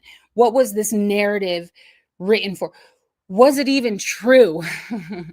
Was there this only resource that we have is the book of Maccabees and Josephus a little bit? And do they have motive? We're going to see this in the next presentation, which I have my notes of 4 pages, not too much, but it gets more detailed. And now I'm going to present to you some of the controversy surrounding, and I'm going to summarize at the end who I believe was really, who was really going on, okay? So I'm going to start with this. I believe that this revolt was never about a rise against the assimilation or Hellenization, but rather a need for legitimacy. Let's leave you right there for just a second. Hang on to that word legitimate. Legitimacy is very important. I've taught on this 1,000 times. Legitimacy, right? What is legitimacy? Legitimacy gives you the right to rule. It's saying basically that according to this power, I have the right to do what I'm doing. Okay. And so we see this even like with, for example, police officers, right? We see police officers who they are backed by the badge, right? They have this given authority that they are going to, that if they go and they're doing their job accurately and correctly, then they enforce the law, that they will be backed. You know, that again, whatever they're doing is covered by certain laws and regulations, that they're covered, that they're working within the scope of influence by which they have been given. Okay, so that's legitimacy. Legitimacy is important. So there's obviously some desire here for leadership and for power. Okay, and they cannot seem to acquire that power without some form of legitimacy. They need a power greater than them. Now that power is supposed to be Yahweh himself. Think about this. Supposed to be Yahweh himself, by which they govern. The divine right to rule, the right of kings, right? So let's talk about the Synagogue of Satan and legitimacy. Now, the narrative surrounding the origin of Hanukkah primarily comes from, like I said, the book of Maccabees, which describes how the Greeks allegedly defiled the temple. However, it is noteworthy that Greek historical accounts do not corroborate this event. The story is mainly conveyed through Maccabees and was later referenced by historians such as Josephus, who was associated with the Hasmonean Dynasty. Bet you didn't know. So we see right there another motive. Josephus was associated with the Hasmonean Dynasty. Was there anybody else that may have been associated? Let's find out. Now, according to, the book of Maccabees was written several decades, only a few decades after the Maccabean revolt, and it was said to have been written during the reign of the Hasmonean ruler John Hyrcanus. Now, Josephus was a pharisaical, I don't know why I put parasitical. He was a pharisaical historian who self-proclaimed from the Hasmonean bloodline, trained as an Essene in Ein Gedi. Biblical references to Hanukkah. Now, according to tradition, Hanukkah falls on the 25th day of Kislev, December being the Gregorian equivalent. Josephus designated it the Feast of Lights. The Septuagint translates John chapter 10, verse 22, which we'll look at in greater detail. And it's only ever mentioned once here in John chapter 10, 22 as the Feast of Dedication. The Jews have named it the Feast of the Maccabees, and the Talmud designated it the Feast of Illumination, Hanukkah, right? Now, the festival was characterized by the illumination of synagogues and homes. Jewish tradition claims that Judas Maccabeus found that cruse of oil, lasted for a day, went on for 8 days, okay? And I gave my argument about the phrase. According to the Torah, you can find that in Exodus chapter 27, verse 20. You requires fresh consecrated oil, not just fresh, it had to be consecrated. Okay. So anyhow, at the time, the tabernacle had been desecrated for 3 years. Okay, so First Maccabees chapter 154, olive oil. This is what Maccabees says. I'm sorry, you can find that in First Maccabees 154. Now, again, I mentioned it's because I had already told you this, and I'm reading through my notes. Okay, so it goes rounds it after 18 months. So now the feast is celebrated among the Jews today. Second Maccabees chapter 10, 6, and 7 indicates the feast. Now, this is important. The feast was observed like the Feast of Tabernacles with palms, branches, and the singing of psalms. Now, I'm not going to get into this Talmud. My source here is the Talmud Rosh Hashanah 24b. It's taught as a baraita, but it basically talks about the construction of any kind of images that they are prohibited. You cannot construct anything from the sanctuary, not a portico, the entrance, the hall, the sanctuary, the courtyard, none of it, a table, nothing, a candelabrum corresponding to the candelabrum in the temple. Nothing is according to their tradition, because it violates one of the laws that Yah says you shall not create anything after the image and likeness of creation, or I don't know what it is, but whatever the case is. So this leads to the institution of the 8, that again, allowing for people to have an 8-branch menorah in their homes. Because of this, the 7-branch menorah is forbidden. It says here, but one may not fashion a candelabra with 7 lamps, even if he constructs it from other kinds of metal rather than gold. As an example, so I guess I'm going to be in trouble back there, because I have my 7-branch menorah. Can y'all see it? How beautiful it is, right? It's really heavy, made of brass, imported from Israel. So it says here, they cannot make it as in exigent circumstances. The candelabra in the temple may be fashioned from other metals, etc. So also, one may not fashion a candelabrum of wood in the manner that the kings of the Hasmonean monarchy fashioned it, because they were poor. It says they were poor and they couldn't afford a gold candelabrum. So they created one out of wood. Okay. And when they first purified the temple, they had to prepare the candelabrum out of wood, as no other material was available to them. Since this candelabrum is fit for the temple, according to these people, it's fit. That's good enough. It is prohibited to fashion one of this kind for oneself. What? Okay, what? So apparently, according to the Rosh Hashanah 24b, that they created a menorah out of wood. They fashioned one out of wood. Okay, interesting. Treaty with Rome. So now remember, we're talking about the brother that was killed, right? So let me first point you to Exodus 23, 31, 33 again. So to sort of not defend our Elohim, but to sort of point you to what was really going on, right? So he says here in Exodus 23, and I will establish, look at the promise, I will establish your borders from the Red Sea to the Sea of the Philistines, and from the desert to the Euphrates. For I will deliver the inhabitants into your hand, and you will drive them out before you. You shall make no covenant with them or with their gods. They must not remain in your hand, lest they cause you to sin against me. For if you serve their gods, it will surely be a snare to you.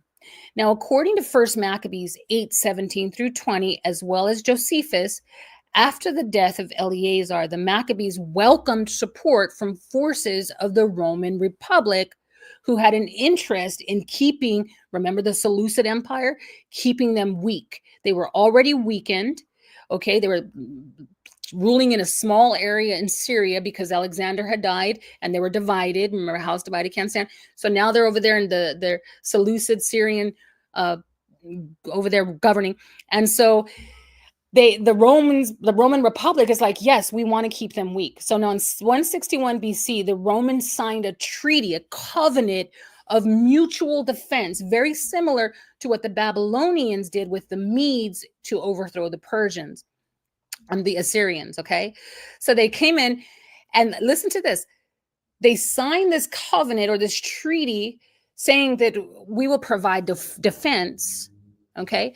But listen, within that treaty, it says that they legitimized Judah Maccabeus as a ruler, and get this, of an independent Jewish state, making Jerusalem a Roman province. Province can mean a bunch of things, but in this case, meaning someone of interest. I got my eye on you. I'm watching you. You're very attractive. I see your beauty. I see your potential. Just a little snip here and a little tuck there. And I think we're good. Get you a little, snatch you over here in the corner. Just, a little work done and you can be beautiful. You can be, with the help of me, I come in and, I'm going to set you up and I'm going to crown you and make you beautiful. And all the promises, right? And so we see that this is what happens. And so there's legitimacy. Rome is coming in and saying, hey, we will legitimize you. We like you. Now, on the other hand, you have those corrupt, remember, Jason's still over there corrupting the priesthood, right? Stuff is going on. So he's in hell. We got the whole faction of those who are sympathetic towards the Hellenistic movement, right? They're Hellenized. They like, we want to go this way. We want to go this way. Leave us alone, right? And it's mostly the wealthy.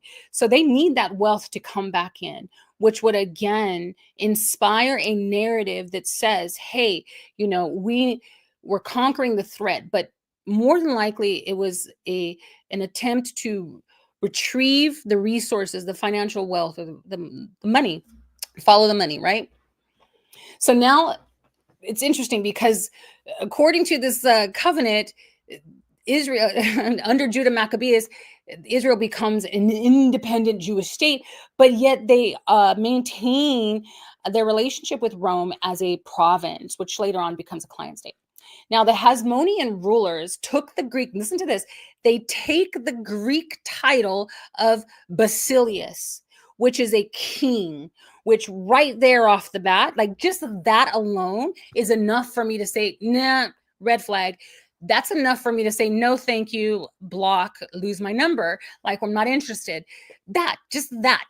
First of all, you can do your own work and research their lineage, their patrilineage, the line of the father, to see who they are, if they are truly who they say. And it's very complicated. And they do this on purpose, again, to bring confusion so that you'll be exhausted and you won't search any further. But just the idea that they are supposedly from a Levitical line or from the line of Aaron, if they're high priests, they have to be from Aaron. But the idea that they would rise up and claim the title of Basileus, king, is an atrocity because they're not from the line of Judah. Okay, so they're obviously not concerned with satisfying, right? They already broke the first the treaty with Rome, Exodus 23. Do not make a treaty with these nations. Do not bring them in. Do not serve their gods. That's a snare to you. Okay, the second thing, they get legitimized. Why do they need a Gentile nation to legitimize them as a governing power? Why? If they are truly if Judah Maccabees truly was the ordained priest and the hammer of God, then why wouldn't Yah respond to his noble conquest by authorizing or anointing his head with gladness? Saying, great job, Phineas, great job, Gideon, great job. And I shall bring restoration to Israel, and I shall anoint your head with oil of gladness, and I shall sit you in the seat, and you shall be, my representative, and I shall work through you to prosper David, right, to prosper the land. But what is going on? What is going on? Instead, they turn to a head above, a power greater than them, Rome. So as a result, they maintained this position as kings, and the kingdom attained regional power status for several decades. Now, the intervention of Rome would eventually turn the kingdom into a client state, a whore, a prostitute, marking an irreversible decline of Hasmonean power. Herod the Great, who was an Edomian, we'll talk about that in just a second, the Idumean convert would eventually displace the last reigning Hasmonean client ruler in 37 BCE. Now let's talk a little bit about the Herodian dynasty. Now that was the, what are they? Oh, my brain, Herodian. What are the dynasty? I can't think of it right now. Well, the Maccabees, right? Anyway, so the Herodian dynasty. Let's talk about the Herodian dynasty. Okay. Hasmonean dynasty, Herodian dynasty. So how did the Herods come into this picture? So once pushed out of their territory, the Edomites, that's who they are, Edom, through the union of Esau and Ishmael. Okay, Esau married his Ishmaelites, right? Because he wanted to satisfy his father's request to not marry the Philistines, the Canaanites. So he marries an Ishmaelite woman, and this is the dynasty of the Edomites, or this is the Edomite lineage. So the Edomites settled during the Persian period in an area comprising the southern hills of Judea down to the south, down to the north of Beersheba.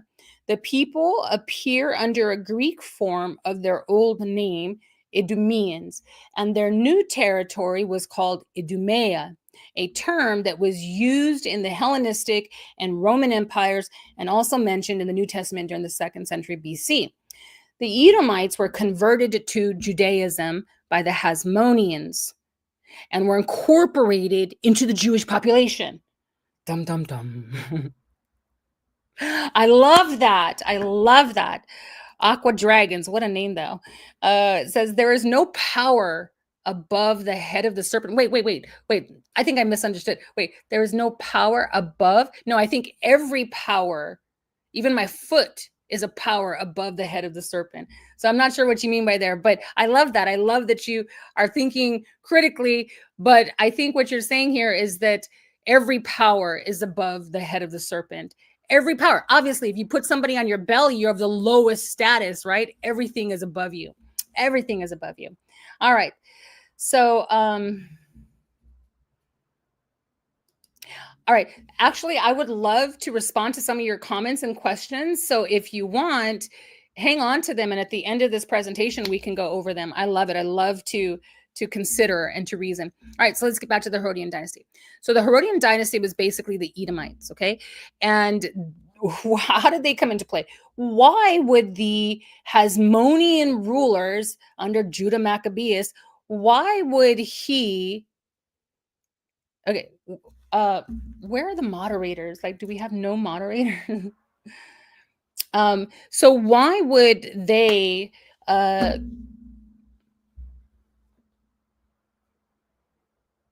convert? So they converted the Edomites, right?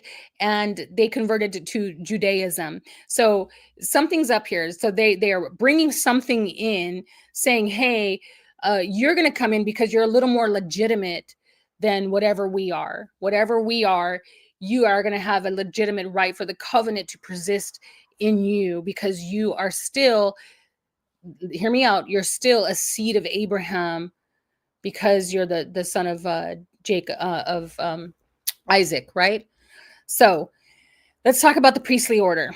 Now, an important aspect to consider is the perspective of the Bet Habara, who were the priests exiled from the temple by the Hasmoneans. I'm speculating here, but there's a consensus that basically says that why were the Essenes, why were the Zadok, the sons of Zadok, why were they exiled into Qumran?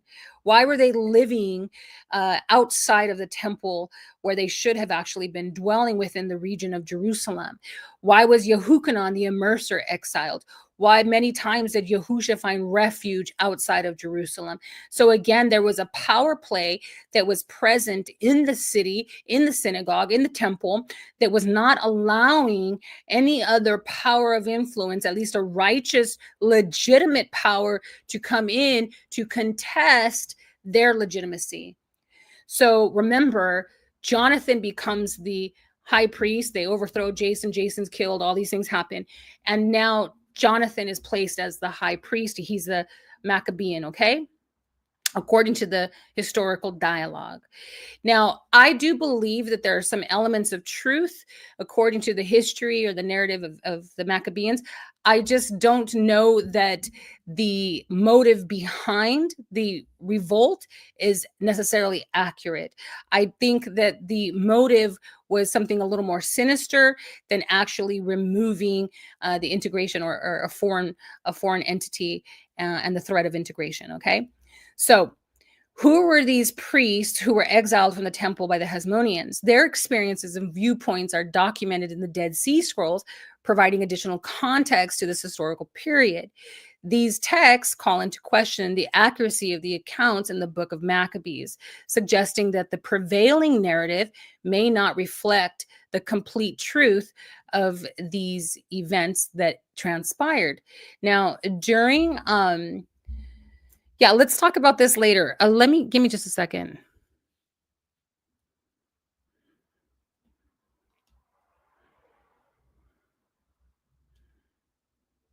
Okay. So during the Hasmonean period, the Pharisees were central leaders within the community. Two main groups divided the Pharisees. Okay. First, and this is in the division of the Pharisees, was the school of Shammai and the school of Hillel. Hillel was the president of the Sanhedrin, known as the elders, and Shammai was the Nasi, or the vice president. Today, certain Jewish groups still follow the school of Hillel. However, in the first century, the school of Shammai was dominant. The Sadducees also developed during this same era. Both the Pharisees and Sadducees approached the interpretation of the Torah differently. This caused tension between the groups and sometimes led to violence. These traditions continue to be employed by groups on certain occasions. In Matthew 23, 26 through 28, Yahusha confronts these groups of men who lay burdens upon the people. He says to them, "Woe to you," we see this initial confrontation here, "woe to you, scribes and Pharisees, you hypocrites! You clean the outside of the cup and the dish, but inside they are full of" what? "Greed and self-indulgence. Blind Pharisees, first clean the inside of the cup and dish so that the outside may become clean as well. Woe to you, scribes and Pharisees, you hypocrites! You are like whitewashed tombs, which look beautiful on the outside, but on the inside are full of dead men's bones and every kind of impurity. In the same way, on the outside, you appear to be righteous, but on the inside, you are full of hypocrisy and wickedness." And what does he say is the root? Greed and self-indulgence. Now let's talk about the office of the priest. Now, in the period before the Maccabean revolt, the priesthood became increasingly political. Okay. Now, the word for priest is kahin or kohen, which basically means to mediate or to serve, ministers of Yah. Okay. They were designated by anointing, selection, that Yahweh would select and anoint in order to mediate in religious affairs or services, to mediate between porch and altar, to mediate between the Godhead or the power of authority and the people, to mediate. Okay. Now, the ultimate service, Haggadah, of the Kohanim was to basically officiate forgiveness, to, according to Isaiah 61:10, to mediate forgiveness, to officiate forgiveness, and to put on salvation. So forgiveness, again, pointing to the concept of salvation in all aspects, because again, if salvation basically signifies a need for deliverance, deliver me from something, save me from this oppressor, whether it's sickness, disease, whatever it is, financial ruin, oppressors, whatever mindsets, whatever it is, disease, deliver me from this thing that threatens my peace, that threatens my livelihood. That's the concept of salvation. So the tabernacle represented forgiveness, and these servants were supposed to mediate between porch, to weep on behalf of the people because of the constant renewal cycle because of sin, right? The need for renewal. Now, in the early post-exilic period, the high priest Joshua, now this is where it begins. They come out of the Babylonian exile, and the Joshua is presented as the equal of the Davidic governor Zerubbabel. He's mentioned in Haggai many, many times, and he serves and functions as both high priest and governor. Oh, I'm good. Yeah, Scott says prepare for backlash. No, I'm good. So it says here, so he was both recognized as high priest and governor, and he shared in the rebuilding of the temple.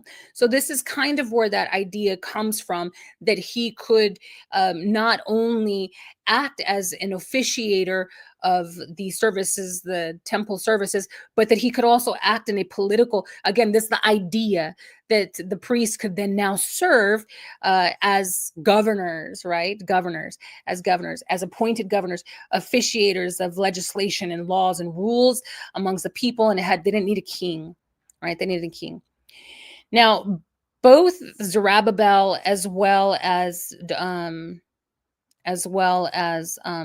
Joshua are both recognized as anointed leaders. I'm sorry, Zechariah. A further indication of the heightened importance of the high priesthood in the post-exilic period is, listen to this, the interest in succession lists of high priests. Okay, you'll find that in First Chronicles and Nehemiah, and this was a new development in biblical literature. Okay, so all of a sudden, post-exilic, these are new concepts, new interests. Hey, how can we become the heads of state? And also, in order for us to do that, we need to maintain a list of succession for the priests. We need to keep everything documented. We need to document. There needs to be genealogies. Okay. So if you think about it, this is what Yahusha is dealing with, or even Paul at the time. He was saying these foolish quarrels, genealogies, records of succession, trying to prove who you are and who you're not, to legitimize or to authenticate your right to rule. But I say to you, Paul was saying, that you have been given the Ruach, the very power in which these individuals are devoid of. And it's by the power of the Holy Spirit that you have been given self-control, the right to rule over yourself, to govern as an independent state, as an independent of any other faction that would threaten your liberty in Christ, right, in Yahusha, and impose taxation upon you and impose the threat of slavery because of your debt, your acquisition of debt, or your sin, right? So again, we see that Paul is contesting against these things, where these rulers of darkness are striving to establish a physical kingdom within the realm of this world that would supplant or supersede all the other kingdoms of the world, that they might be worshiped and honored. But it's not according to the pattern, the intricate detail of Yah's word that has been patterned for a purpose. That's why Yahusha specifically says the pattern, the prophets and the law, the Nevi'im, they spoke of me. The intricate words and the details of Yah's people pointed to me, okay, or to him. Now, the Maccabees combined, as a result, they combined the office of high priest with that of military commander, as well as political leader.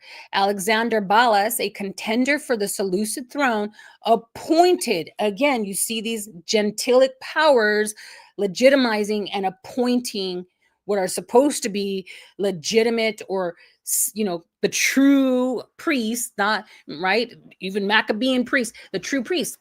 So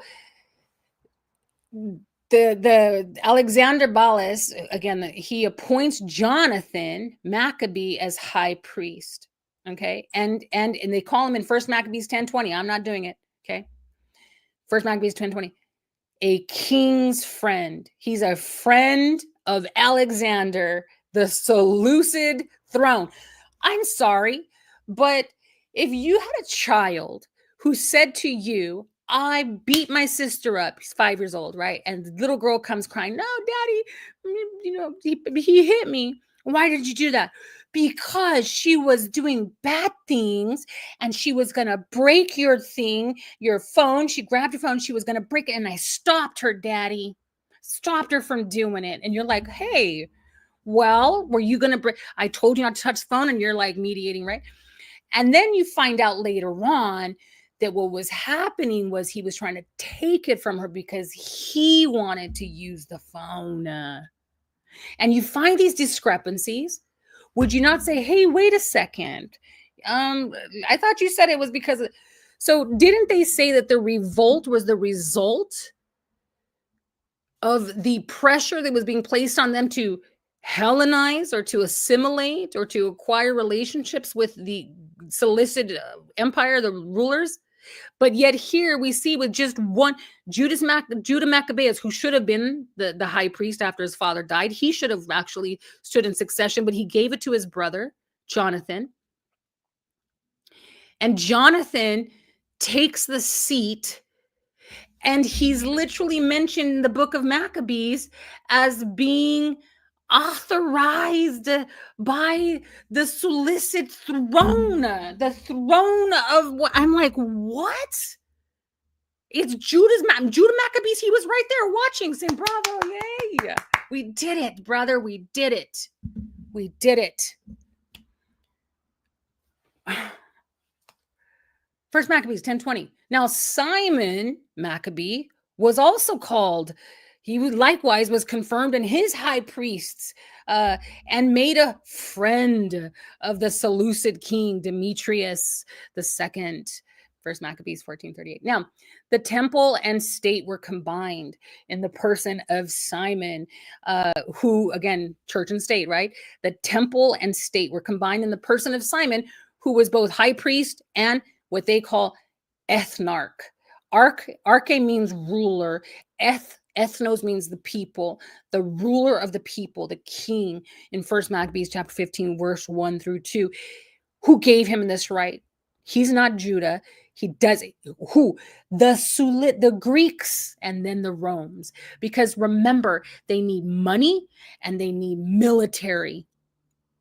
And they're not getting it from Yah because Yah does not acknowledge them. He says, depart from me, you wicked rulers. I have never known you. Depart from me. He didn't know them.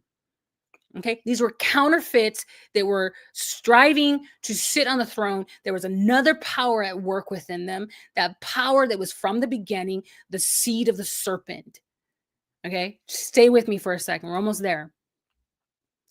Now, the Romans continued. Remember, they got their eye. She's looking mighty fine. She's looking really pretty, showing her ankles, right? Now, the Romans continued the practice of rewarding the high priesthood to political favorites. This is why when Yahusha comes on the scene, they're decked out. Their regalia is fresh, right? They got all the bling. They are just looking pretty. While the people are starving and the people are suffering, right? Now, during the Roman period, Annas, who was the high priest, was the most powerful priestly figure. Even when deposed by the Romans, Annas succeeded in having 5 of his sons and a son-in-law, Joseph Caiaphas, appointed as high priest. Now, what's interesting is that there's some confusion in Luke chapter 3, verse 2, that results from the joint priesthood of Ananias and Caiaphas. This was not how it was supposed to work. A priest was supposed to govern as high priest. A high priest was supposed to maintain his position until he died. Then, through the right of succession, the son or the next closest relative was supposed to take that seat. So here you see, again, there is just a total corruption. Jedediah over there looking at he's looking at the ankles, looking mighty fine. So you see that, again, there was just completely corrupt. And this was not even a few, decades later. It's not very long after this Hasmonean dynasty is established by the Seleucid Empire and acknowledged as a legitimate independent state by Rome. Rome was like, hey, we'll give you the thumbs up. Yeah, we'll co-sign for you, right? We'll co-sign. Now, in Luke chapter 3, verse 2, where it talks about the priesthood of Ananias and Caiaphas, the passage is best understood as acknowledging Ananias's power behind his immediate successors. In other words, his backing. Another possibility is that Ananias retained the title of respect on the grounds that the high priesthood was for life. Ananias, one of Anna's sons, was the high priest to whom Paul was brought in for questioning. Sheesh. Okay. Bloodlines. Let's talk about bloodlines for a second. Now, the priesthood is patrilineal. It's passed down from father to son or the closest male relative. Onias, remember Onias with Jason? Onias was murdered, and his son Onias was poised to become high priest. However, Onias fled to Egypt, he still lived, and established the temple of Onias. Meanwhile, oh, by the way, I took this little excerpt from a brother who commented in Facebook. I rewrote it myself, but it was from his information. Very good. So I would like to present it to you. So meanwhile, Jason, the brother of Onias III, remained and assumed the high priesthood in violation of the Torah. So in other words, just like we saw earlier with Caiaphas and Annas serving together when that was not how you were supposed to do things, we see the same thing happening here with Onias, okay? Onias was supposed to serve. He fled to Egypt. So Jason, the brother of Onias, remained and assumed the high priesthood. Now, again, this is violating Torah because the one that's supposed to be on the throne is not there and he's not dead. So now Jason adopted the calendar changes that Onias had opposed. This very issue led to Onias's murder. Now, the book of Second Maccabees claims legitimacy. The book of Second Maccabees claims legitimacy for its priesthood through this lineage. The calendar changes instituted by Jason persist today in modern Judaism, highlighting that the Maccabees were never rightful priests.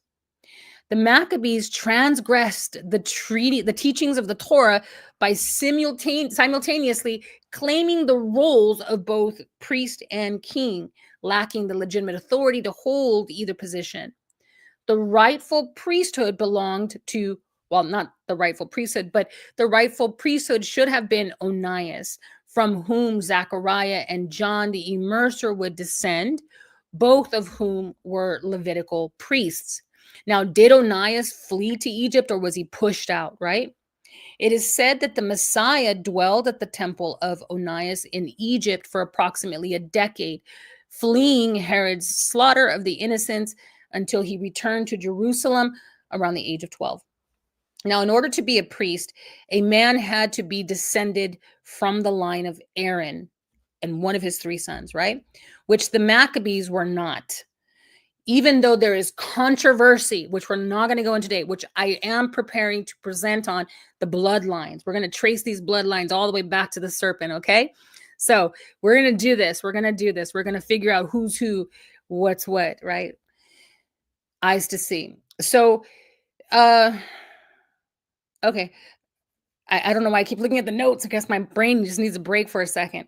So basically, there's a lot of controversy out there and people contending against this, but I'm on this side of the fence. I say, yeah, I see it. I see that there was a forgery. There was an illegitimate party that had claimed to be legitimate, but if they were truly legitimate, then they wouldn't have needed legitimacy by Rome or by Greece.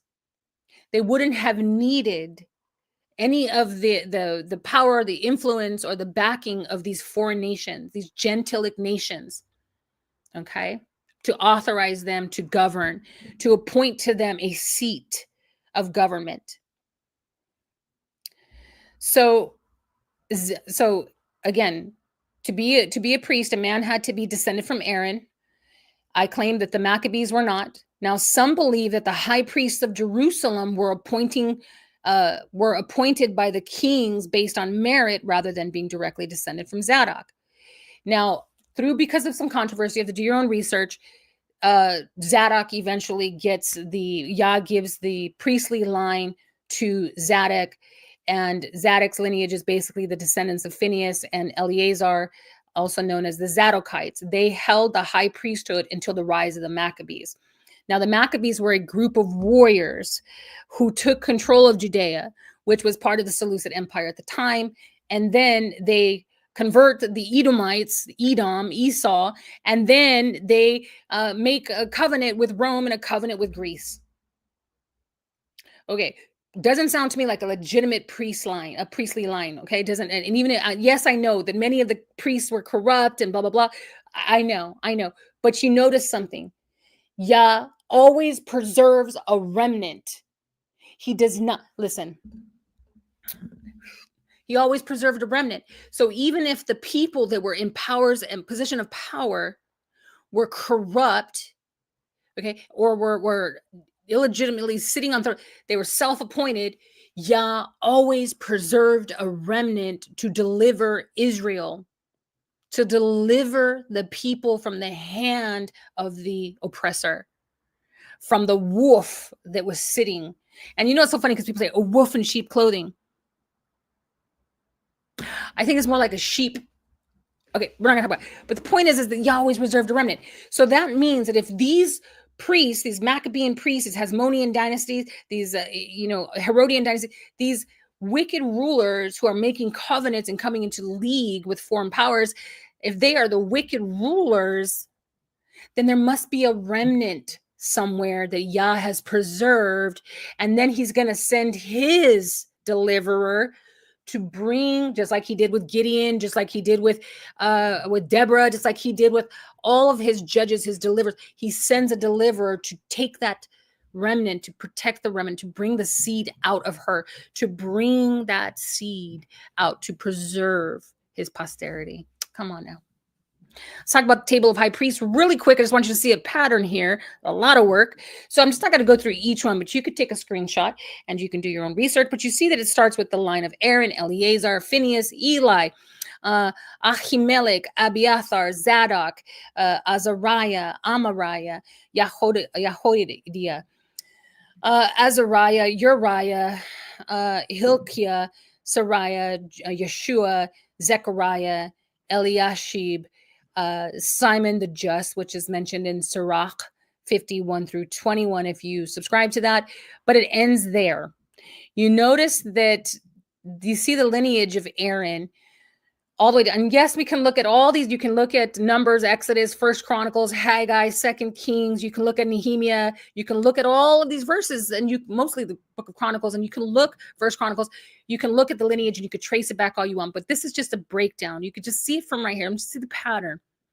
And after you see the last priest, right? Zechariah, Elishab, and then all of a sudden, boom, Onias. And what is the reference? You see this here? What is the reference? First Maccabees, Second Maccabees, Jason, Second Maccabees, Second Maccabees, Menelaus, Second Maccabees, Elchamas, First Maccabees, Jonathan, First Maccabees, Simon, First Maccabees, John Hyrcanus, First Maccabees. And that's it. That's it. And then after John Hyrcanus, you see what? The Herodian dynasty. So that's the Hasmonean dynasty, and then the Herodian dynasty, and then Yahusha comes on the scene and he said, that's enough. That's enough.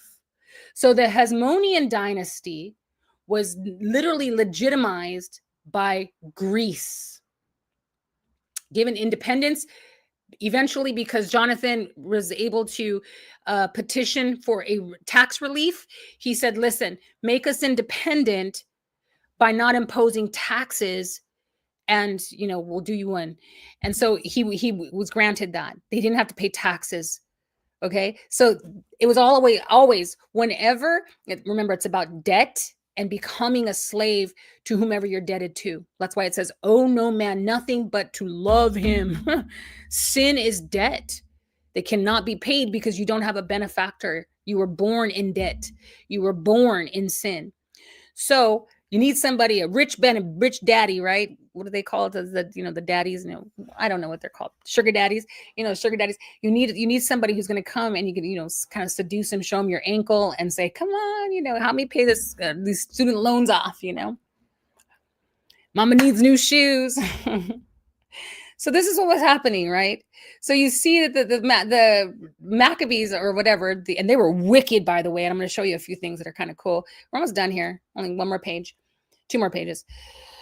So you see something. So it goes from the Hasmonean Dynasty that was basically legitimized, given legitimacy to rule as governors, as kings. Basilius. This is why they took on the name Basilius, which was a Greek term. They are governed by the Greeks. And then, so how is it that this whole family was supposed to be rising up against the influence of the Seleucid Empire, but yet here they are being vested by them? And then when the Herodian Empire comes in, because of a shift in power struggle, a shift in power dynamics, Rome eventually conquers and Rome rises up and starts to show its muscles. Rome was like a young kid at first, and he's like working out and drinking protein and raw eggs. And he's like, I'm going to get big one day and I'm going to gain muscles and I'm going to come and I'm going to show you that I'm better than that Sophia, that Greek philosophers, that, we're better. We should flex our muscles. And Rome comes on, and he's looking good, he's looking sexy. And the next thing you know, boom, they've taken the Herodian. But tell me that wasn't a plan, a very strategic one. Why would the Hasmonean Dynasty, why would they convert Edom? Because they were like, the promises, that's the strategy, that they're thinking that if we put somebody from the legitimate bloodline on the throne, then the promises we can obtain the promises, we can access the promises, right? We can access God's favor through provocation, through word sources. If we just look and do all the things, we can receive legitimacy from the whole world, which they have. They're there now. People say the Jews, right? They have been acknowledged by the whole world. But Yah says to me, depart from me, you wicked rulers, you wicked. I never knew you. Son of Zadok. Now, the sons of Zadok were called, the sons of Zadok, as called in the DSS or the Dead Sea Scrolls. They were an exiled community at the time of the revolt, exiled community of high priests affiliated with John the Immerser. He was also a high priest.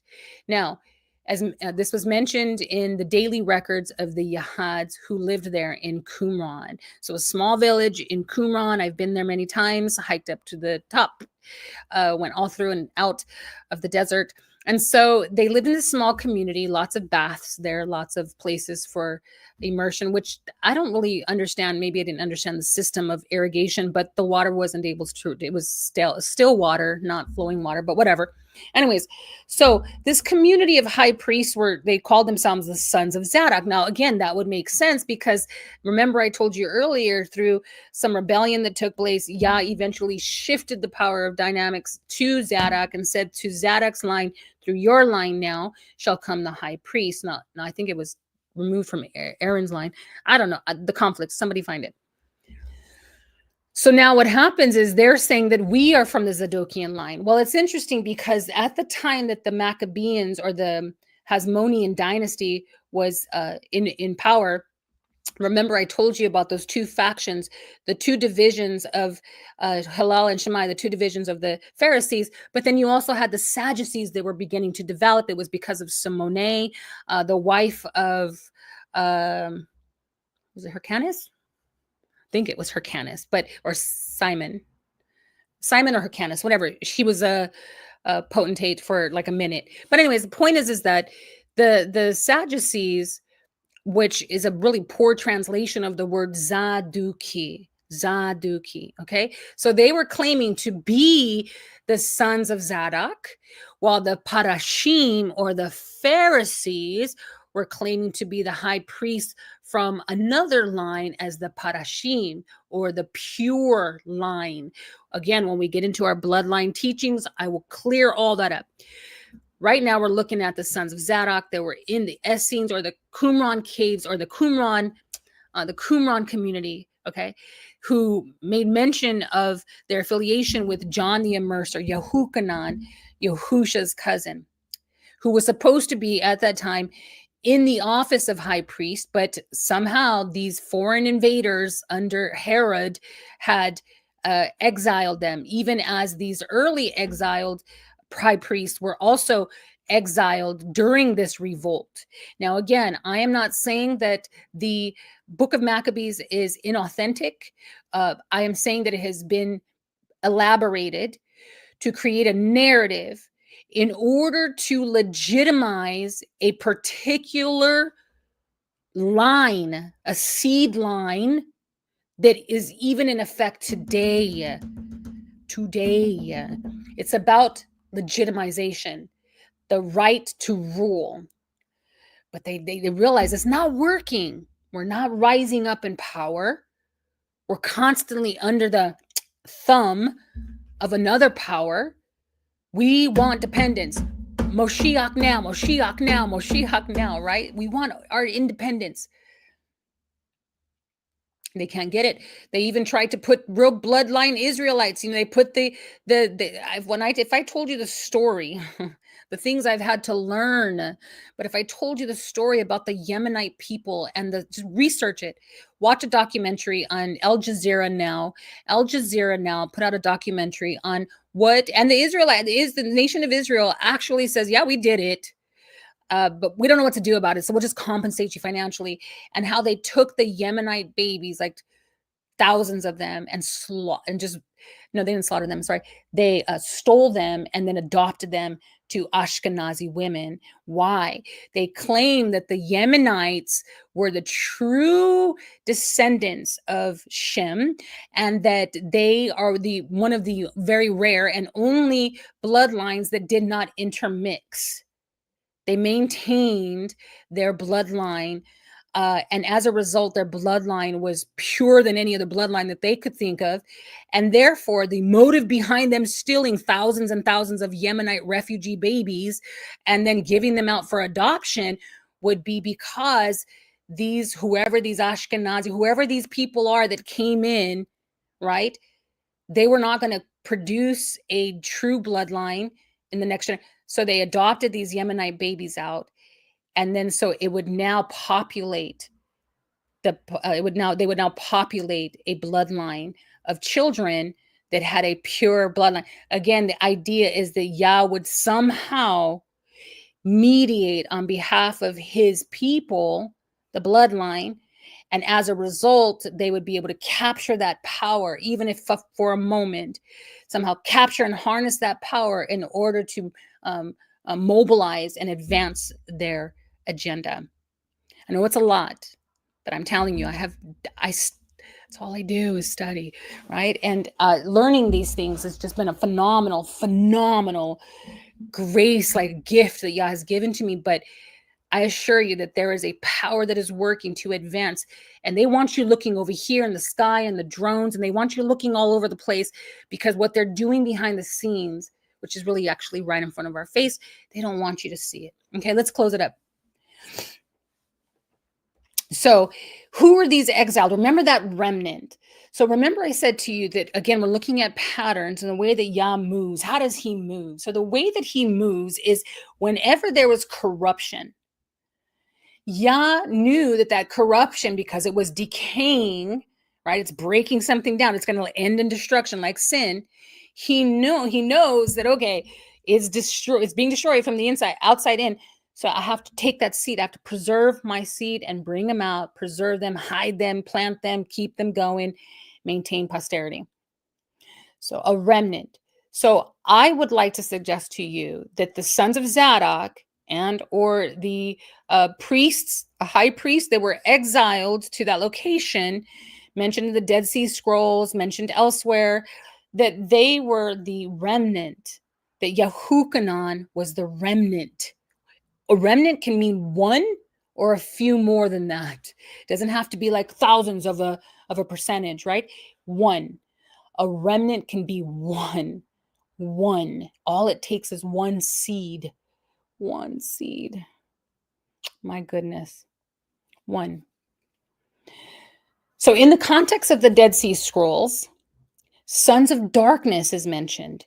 And these sons of darkness refer to the evil forces that often represent the enemies of the Jewish community who are depicted in the war scroll as adversaries to the sons of light. Now, they call themselves, I was going to look for my book real fast, but they call themselves the sons of light, and their adversaries are these sons of darkness. These sons of darkness will eventually, according to the Dead Sea Scrolls and the War Scroll, will eventually, is the sons of light are the righteous group who will eventually, will ultimately triumph in final battle against these sons of darkness. Now, these powers are also recognized as church and state, political enemies, enemies of political powers, right? They're mentioned by name as Greece and other, well, they use different terms, but they're mentioned in the book of Daniel, Daniel 11:2, the realm of Gracia, right? Prophesying of Ionia or Greece and the infrastructure of Greece. Being established there in Judea. We also see these factions. We see that Rome is mentioned in the Dead Sea Scrolls. So we know that there is these sons of darkness are political powers. And I talked about this in my video, and I assure you that this is the powers and principalities that we're up against. Now, the War Scroll mentions these sons of darkness and as being those who violate the covenant by what? Cooperating in unholy alliances. They also make reference to these entities as the army of Belial. Now, this is interesting because Belial means destruction. And I've talked about this many, many times.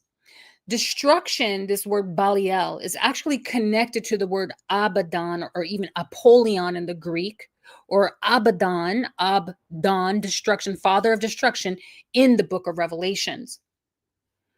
Yes, I agree. Jerry Morris. Yes. So that's a whole nother thing. So he says it's funny that how they found the scrolls the same year they made their false state. Yes, absolutely. I love it. Thank you. All right, so let's close it up here. Yep, this is the end of it. That's it. Praise yeah. I was like, I'm gonna go for an hour today. Don't believe the hype. All right. So again, we're talking about the army of Belial. So again, this has to do with political enemies. I want you to remember that concept: church and state, political armies, church and state, the division of church and state. Okay. And that had to do with church, meaning the high priest, the office of high priest, and state, meaning the office of a delegation or the governing of the people. Okay. That basically meant to enforce the laws as king, to act as king.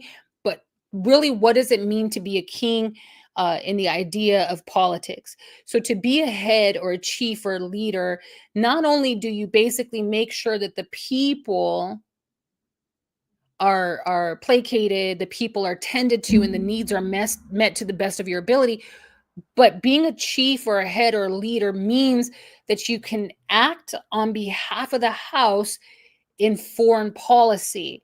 It means that you can negotiate and work with foreign kings, that you have the same suzerain status, or the status of a suzerain, or even a vassal, but that you have the same status to negotiate. So if you didn't own the car and you go and try to take your mom's car to a dealership to negotiate for a down payment, they're going to be like, who owns the title? Who owns the pink slip, right? Whose name is on the pink slip? It's that sense of legitimacy and what allows for it. But it's primarily so that you can conduct business outside of your borders and have the same respect that you are giving to others. And again, that allows for that international trade, that universal trade. Okay. So remember when Yahuwah says to Israel, you shall be blessed coming in and blessed going out. You shall be the head and not the tail. You shall lend and not borrow. So see, he's talking about your internal affairs. You shall be blessed. Your economy from within. And as a result, you shall be blessed coming in, the import, right? Your imports, you shall be blessed, and your exports, you shall be blessed. Therefore, you shall be the head and not the tail. You shall be above and not beneath. You shall be the lender and not the borrower.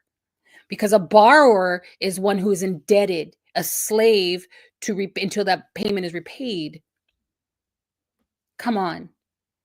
Now, again, these who are mentioned as those who violate the covenant. How do they violate the covenant? Exodus. Remember, I just mentioned it. Exodus. Come on. Exodus 32, was it? Exodus, I don't know. Rewind the video. Exodus, I think 32. Do not make a covenant with these people, right? Don't make a covenant with these foreign nations. Okay. And so that's how they violate the covenant, and they cooperate with these unholy alliances, primarily the army of Belial. Now, Jonathan the priest is most commonly associated with the figure referred to as the wicked priest. But you didn't know that. So the Dead Sea Scrolls, in which they tried to, basically say, it's not a legitimate source, we don't know, and really try to diminish its efficacy or its authenticity. But it's funny because this particular document, these scrolls, by name, they put in his name, Jonathan the priest. You can find it in 1 QP Habakkuk, which is basically the parasha, the Pesher Nehum, okay? Mentions, watch this, I'm going to read it to you. They mention Jonathan the priest by name. And they say that basically he is the wicked priest that's mentioned in the Pesher of Habakkuk, in the scroll, the Dead Sea Scroll, where he's often identified as either high priest Jonathan or his brother is mentioned, Simon Maccabee, based on the historical context of the time, depending. Now, the DSS makes many references to the conflict that these priests faced by hostile forces, the sons of darkness, that were coming from within and without, import, export, right? In other words, these priests, these sons of Zadok in the Qumran area, they were documenting the oppression that was going on, what was actually going on, and the conflict that they faced, the persecution that they were facing from not only the internal forces, that they were saying that there's an internal force that is preventing us from thriving, from doing our job, right? Which is why we are coming out here. Notice that they were very capable men. They could have rose up and they could have also overthrew, right? But you notice they do not fight by the sword. They're not going to die by the sword, right? Instead, they set themselves apart, a remnant. Yehukanan does the same thing. He goes out and he's immersing in the Jordan, a remnant. Now, I want you to, this is going to be phenomenal for those of you who stick around. It's like always, those of you who stick around, you guys get the treat at the end, because this is like, okay? But I want you to notice something. Yehukanan, the immerser, what was he doing? He wasn't receiving the offerings of the priests, although he should have. He wasn't doing any of the other duties to officiate his office. The only duty he was maintaining was the water oblations. Is that right? Oblations? Ablutions. Ablations, I always get confused. Whatever. The water purification rites. Okay. He was maintaining the water. And what were the Zadok, the priest in Qumran, doing? Maintaining the ablutions. Oblations, I think, is fire. Ablutions, I can't remember. You tell me. But there they were. And they were maintaining the water rituals, purifying, cleansing until the word would come. And he says, washed by the water of the word, right? They were cleansing, waiting for the one who would come to would cleanse them inwardly with fire. Come on. That's what the immersion is.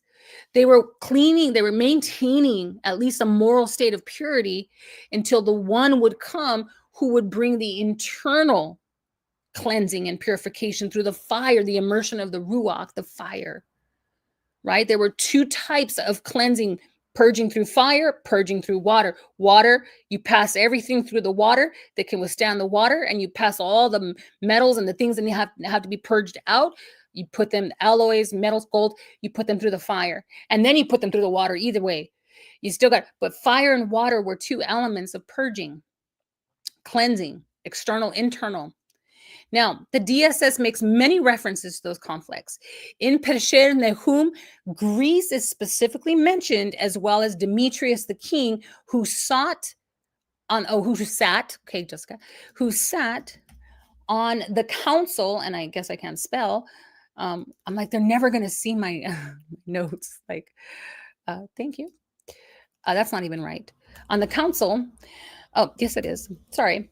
Okay, so Demetrius, the king who sat on the council of those who, what is phrased in the Dead Sea Scroll as those who seek smooth paths to enter Jerusalem. So he sat on the council. He was part of the council, okay? And he was among those mentioned in the Dead Sea Scrolls as they who seek smooth paths in order to enter Jerusalem.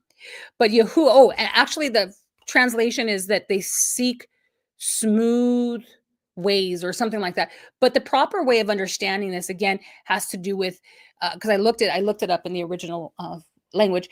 It's mostly a path. So if a crooked way or a rocky way or a narrow way, this would be a smooth path. In other words, this had to do with easy access, entrance, right? In which diplomacy would allow for that, a smooth entrance, a path where your ride would be smooth, your entrance. So Yahuwah didn't, but it says here, according to this is what it says in Pedash, in the Dead Sea Scroll. He sat on the council of those who seek smooth paths to enter Jerusalem. But Yahuwah did not allow the city to be delivered into the hands of the kings of Greece from the time of Antiochus until the coming of the ruler of the Kittim, which was known as the Romans. But then shall she be trampled under their feet. Now you have to remember under whose feet? Under Greece, under Kittim, the Romans, or under those who seek smooth paths? Because if you read this in context, that's who they're talking about. Somebody's letting them in the door. Somebody is unlocking the door and letting them in at night. Okay, come on in. My husband's not home, right? Come on in. And so it says but she, that's speaking of Jerusalem, shall not be trampled under their feet.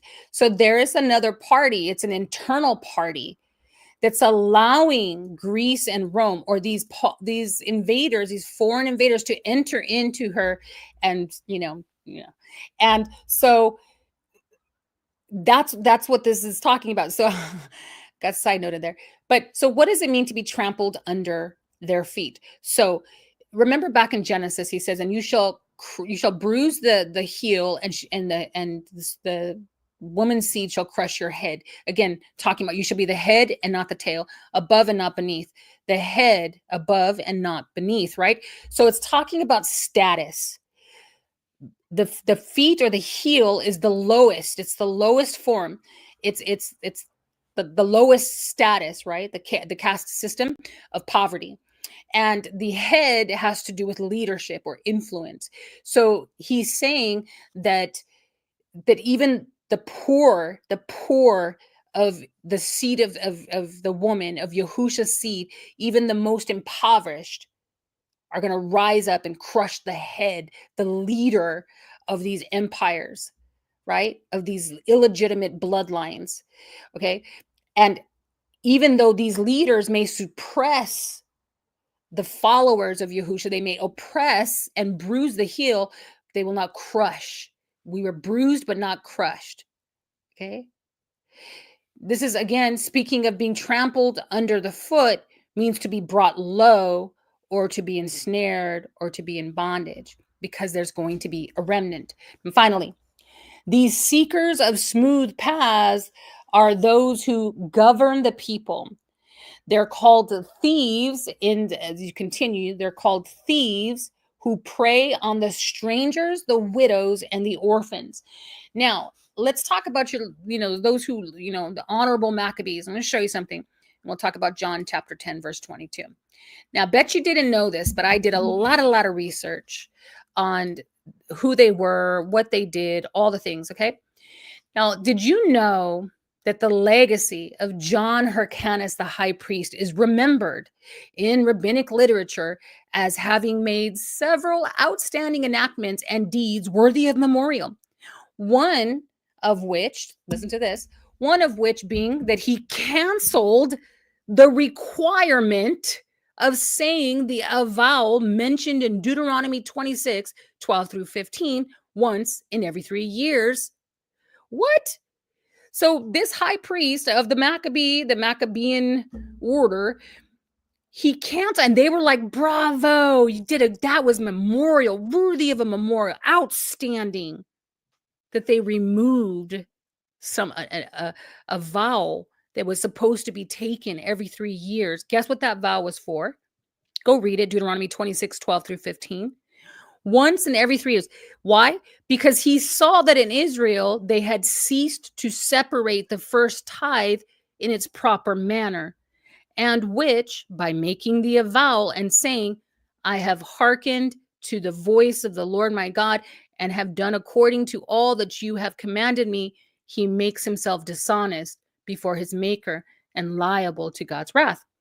Now, in his days, the first tithe, which was meant to be given unto the Levites, was given instead to the priest of Aaron's lineage, after Ezra had fined the Levites for not returning in full force to the land of Israel.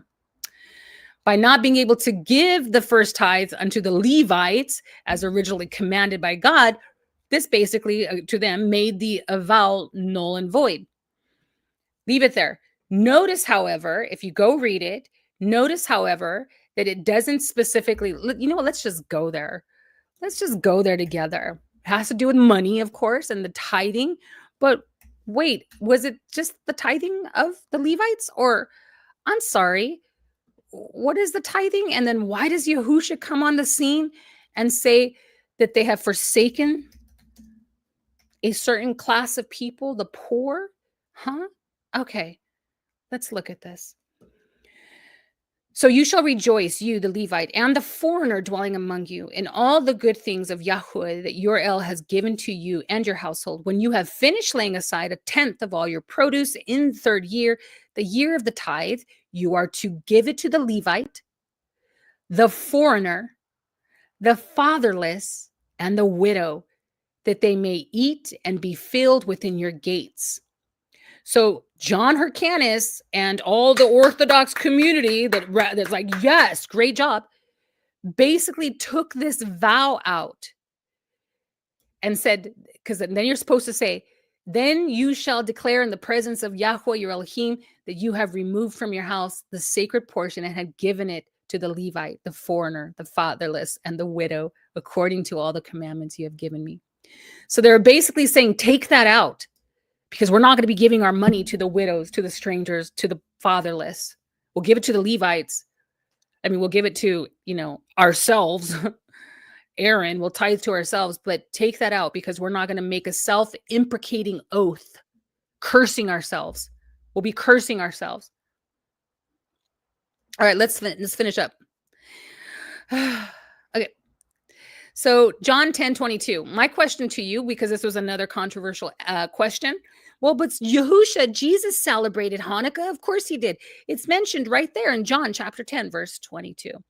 But is it really though? Is it? All right, let's look. Now it says here, John, let's start first with John chapter 7, verse 2. Please write it down so you can do your own research. I know it's going to be hard for you to be like, I don't know. What? How come I never seen it before? And me too. I was there. I was like, why did I never see this? Right? Hang on. I've only had 4 hours of sleep, by the way. I'm exhausted. All right. So if you don't know about the infamous John chapter 10, verse 22 verse, let's go there together. John chapter 10, verse 22. 22. So everybody cites this one verse because it's not mentioned anywhere else, to basically say that Jesus kept, or Yeshua, whatever, Jesus, because maybe Jesus did, but to say that he kept the feast in Jerusalem, which was the feast of dedication. So it says here in 10:22, and it was at Jerusalem, the feast of the dedication, and it was winter. And Yahusha walked in the temple in Solomon's porch. Then came the Jews round about him and said unto him, how long do you make us doubt? If you are the Christ, tell us. All right, let's examine that. So first we have to go back. John chapter 7, verse 2. John chapter 7, which is just a few verses before this one, John chapter 7, verse 2, says, wow, okay, Yahusha, and the Feast of Tabernacles. Now, starting with verse 2. Now the Jews' Feast of Tabernacles was at hand. Oh, okay. Two things here. First, tabernacles is mentioned, and specifically feast. Don't forget that. Feast, which is also akin to Moedim. It's the Hebrew word Moedim, appointed time, okay? A festival, an appointment, one of Yah's appointed feast, and it was called tabernacles. Keep reading this. You'll find out that in 30, right here, 37, it says in the last days. So he didn't come in right in the beginning. He came in during the middle of the feast.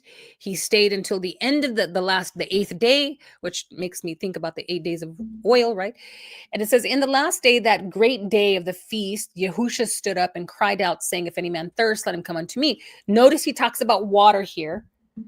Again, I want to remind you of the fact that Yehukanan was immersing. The sons of Zadok were immersing in Qumran, and Yahusha is constantly in the temple talking about being water, right? Being water thirst. You're water thirsty. You want to be cleansed. I cleanse you. All things water. And it says here, but he was speaking of the Spirit that they believe on him should receive, for the Ruach had not been given yet, because Yahusha had not been glorified. All right. Water. So if you keep reading this, you'll see there's divisions, and it goes really pretty much in succinct. It's pretty much the same day. A woman is caught in adultery, and then it goes on, and only like 1 day passes. In chapter 8, he says, and then he goes on. It says the next day he went out and he did all these things. So I went through it, combed through, and he's doing a bunch of things still. So it's only been like a day or two after the Feast of Tabernacles, and we're already in chapter 8. And so he goes on, and in chapter 9, then it was 1 more day. So like maybe 2 or 3 days had passed, and we get to chapter 9. Now we get to chapter 10. And again, it's only 2 or 3 days had passed. Go and read all the chapters. And what you find is that he starts off, verily, verily, I say unto you. And he goes and he finishes his discourse. This was actually the conclusion of a discourse that he established back in chapter 8 and 9 and 10. He's speaking back and forth to the Pharisees that are contesting him, his legitimacy, right? And all they ended up doing, all the questions that they asked him, all of the challenges, they didn't realize this, but they were actually legitimizing him by giving him an opportunity to tell the truth, right? You can't outwit the wisest of the wise. Like he's like, Yahuwah is all wise. Like you just can't. I don't care. Like it doesn't matter. Like you can't. So then it finishes here in 10:21. He concludes this discourse. And then he goes here, and in 10:22, it just abruptly shifts. And he talks about, and I want you to focus on this. In this, as he concludes the discourse, he's basically talking about, or he's juxtaposing the parable of the good shepherd with the hirelings, who he calls thieves and robbers.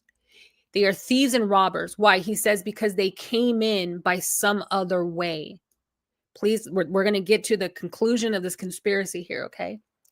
He says, these have come in, these hirelings, they are hired, right? Remember those seats that were offered and they were to the highest bidder?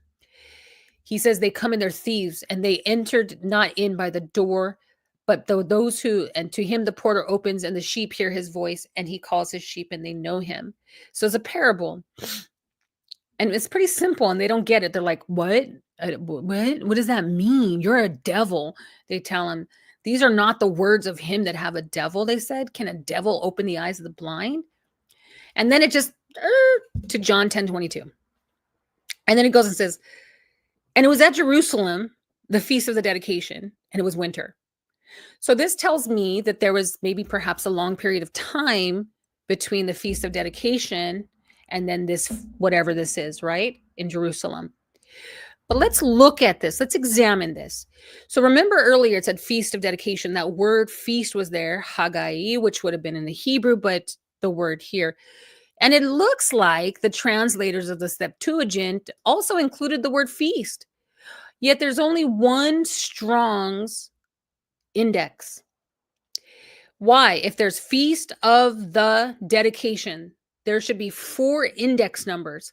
Like here, came the Jews round about. There's 3 indexes. So, and here, how long? There's 2 index numbers. Why is there only 1 index? Probably because it doesn't say feast of the. Let's see what it says. So it's a compound word, okay? Egkania. Egkania. What does egkania mean? So the word for there is, again, a compound. So egkania, egg means at or in or from. And kania basically means new or to renew something, the renewal. The Greek adjective kanios is used to describe something that is new in nature, that's fresh, and is frequently used to convey the transformative and renewing work of Yahuwah through Yahusha. So if you were to do a word search on G2537, you will find this word is used to reflect a new creation, new life, the new life that is given to the renewed life that is given to the believer. Even when we think about the renewed covenant, the Brit Hadashah, something that's brought to life. It has nothing to do with reestablishing a covenant, but bringing something dead to life. Now, remember those serpents, remember those wicked shepherds who came in and made covenants with these sons of Belial, sons of destruction, these Belial, the impotent, the womb of destruction. Well, then that means in order to reestablish something, you got to bring life, which is why this counterfeit Hanukkah to light the light on 8 menorahs or whatever, which is not even the menorah of the 7 churches. It's like, what? Okay. It was all to authorize and to legitimize these fake powers. But who are these powers? Let's talk about it. So it describes something that is new in nature, fresh, and frequently used to convey the transformative and renewing work of Yahuwah through Yahusha, highlighting the renewed covenant with, not reestablishing, but putting life into it, bringing it back to life, writing it in the heart of the living creature. That is the promise of a renewed creation and the renewed life believers have in him. The verse continues to say, and I'll bring it back to it, it was winter. Which, by the way, winter and summer are the only 2 seasons, not fall and spring festivals. There's no such thing as a spring festivals, okay? No, okay? Pagan, no. There's summer and winter. Winter was the sowing season for Israel, and summer, the harvest season. This verse could simply be that it was during the sowing season of winter. Let's go back. So it says it right here. And he was at the renewal, again, looking at this kainos, to sharpen distinction between renewing something. Okay. Oh, there's so much. Let's just go here. Newly made, not impaired by time or use, as skins used as containers. Sepulchres, graves, right? Life in the grave, treasures, new and old. The word new occurs twice, but it's used in several ways. So listen to this. So that's the only word that's there. There's no feast. It's the, he or hiho, the ekkanea, and it was winter. And it was winter. It was the renewal time of winter. John is literally just designating that time had passed between the Feast of Tabernacles and now this new discourse in which he's talking about his legitimacy. Why? Because prior to that, he had been challenged by all of these rulers, these priestly rulers, to basically try to trap him and get him to denounce or to lose his by twisting or perverting. But he was speaking, he didn't have a split tongue. He was speaking straight and direct, clear, and he spoke the truth. And the word testified of him. Okay, the Father testifies of him. So now he goes on, and that's it. He's just literally designating a time. No, it does not say that Yeshua or Yahusha or Jesus or anybody for that matter kept the Feast of Tabernacles, because the word of dedication, because the Feast of Dedication is not even the word that's there. There's no feast and there's no word for dedication, and it was winter. Why would he say, and it was winter? Because he's designating a specific time, just like he designates time throughout his writings. That's what you do when you write. And it was morning when I woke up, and blah, blah, blah. It's in order to create a linear perspective of time. Okay, so no, he didn't keep it. Prove me wrong. Now, at the end of that chapter, that same chapter, Yahusha flees from the temple and hides beyond the Jordan, where Yehukanan, John, was acting as the anointed high priest, immersing the people. Interesting, right? So there he is in the temple. And at the end of this verse, if he was keeping the Feast of Dedication, why didn't he keep it for the whole 8 days? Why didn't he wait until the 8th day? But yet at the end in the chapter of 39, it says they sought again to take him, but he escaped out of their hand and went away again beyond the Jordan into the place where Yehukanan at first immersed, and there he abode. And many resorted unto him and said, Yehukanan did no miracle, but all things that Yehukanan spoke of this man were true. And many believed on him there in the Jordan, where they were immersing, not in the temple. That was not it. That was not it. Okay. Now, if you want to understand proper dedication of the tabernacle, please read Numbers chapter 7. Again, the great intricate details. You know that when your cells are replicating, it's called mitosis, right? When you're creating life in the womb, there's a pattern that has to be followed. That mitotic pattern has to be followed precisely in order to replicate a human being. If there is a glitch, or if there's an anomaly, or if there's some sort of deficiency, something that happens in the process, hopefully you will destroy the attempt and then start again, right? Sometimes those anomalies, sometimes those I don't say outliers, but those deficiencies, the reading, it's not read properly and it's allowed to go through. And there are, I can't think of the word right now, but anyways, when you're born with oh my goodness, mutation. There's a mutation, right? So then somebody's born with the mutation. Now think about that. Think about that. Yah gives specific instructions so that it doesn't deviate, so that it's not doesn't become mutated, right? So Numbers chapter 7, it's very simple. It says the tabernacle and all the instruments, both the altar and all the vessels, were anointed and sanctified. That is set apart. That the princes of Israel, heads of the house of their fathers, who were the princes of the tribes and were over them, were numbered and offered. And they brought their offering before Yahuwah, and Yahuwah spoke unto Moses, saying, take of them that they may do the service of the tabernacle of the congregation, and you shall give them unto the Levites, to every man according to his service. And the princes offered for dedicating of the altar in the day that it was anointed.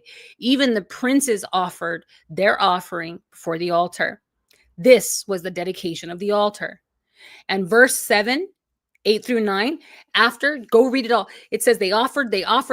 All the heads of the princes of Israel came and offered. They gave their contribution because they were all unified.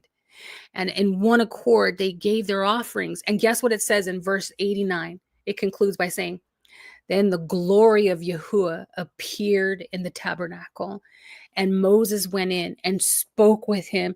And he heard a voice speaking from the midst of the ark of the covenant between the two cherubim. What? The glory of Yahuwah appeared at the conclusion of the dedication of the tabernacle. Why didn't the glory of Yah appear when the Maccabees dedicated the 8-branch menorah with desecrated oil and pig blood all over the place, or even if they cleaned it? Do you know what Orthodox Jews have to do today? They'll destroy a whole pan, throw it away if it even had a bacon bit on it, okay? Finally, Synagogue of Satan, Revelation chapter 2, verse 9. This is where it gets good, okay? This is the end of it. So who are these sons of Belial who's mentioned in the Dead Sea Scrolls?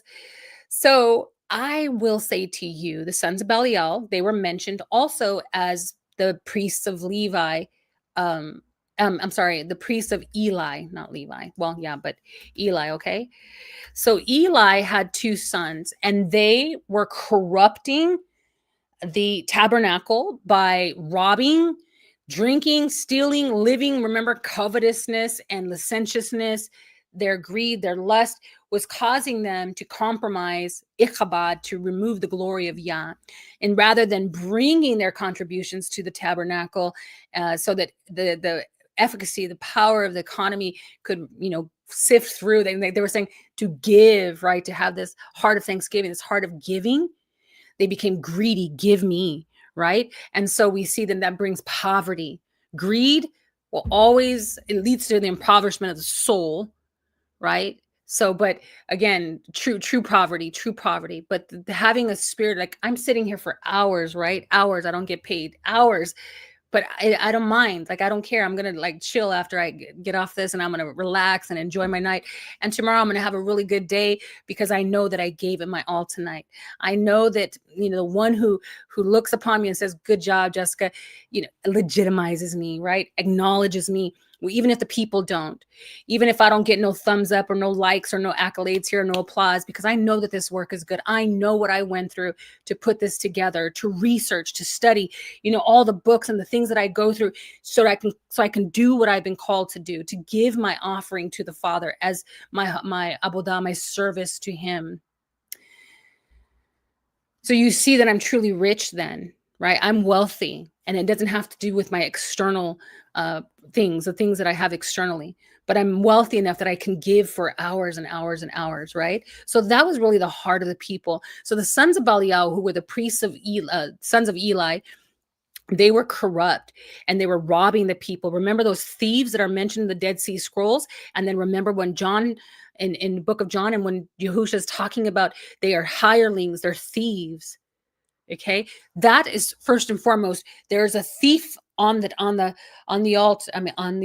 throne. There's a thief in the house of Mael, a robber who has come in, and he's trying to rob my Father's house. Who is he? Now listen, follow me, okay? Nethanim. Do you know who the Nethanim are? Nethanim. Now we had seen this years ago, and I want to just give props to my sister, my sister Morasha, for aiding me in this. But nonetheless, who are the Nethanim? So the Nethanim was basically a mighty city inhabited by the Hivites or the Horites, who, according to Joshua 9, 1 through 27, deceived Joshua. Go back and read it. And they were going to be conquered. They were part of the Canaanite bloodlines. And they were going to basically, let me just speak plainly to you. Okay. So basically these later known as Nethanim, but they were basically the Gibeonites. They were part of the Canaanites, and they were scared because they thought they were going to be annihilated by Joshua's army. So they went in and they deceived Joshua as well as Israel into making a treaty of peace with them. Joshua 9, 1 through 27. It was a powerful city. This city, the Gibeonites, 2 Samuel 10, 2, and the surrounding peoples attacked it because it had made a treaty with Israel. Now, Joshua and Israel, however, later fought with Gibeon and defeated their powerful coalition of the Canaanite kings. Yahuwah then mightily intervened, and that's when the sun stood still over Gibeon until their enemies were defeated. Joshua 10, 1 through 15. Now, the city was eventually given over to the tribe of Benjamin, which became a Levitical city. Joshua 18:25. Now, in 1 Kings chapter 3, verse 4, Solomon's temple was placed in Gibeon. So because of this peace treaty with Joshua,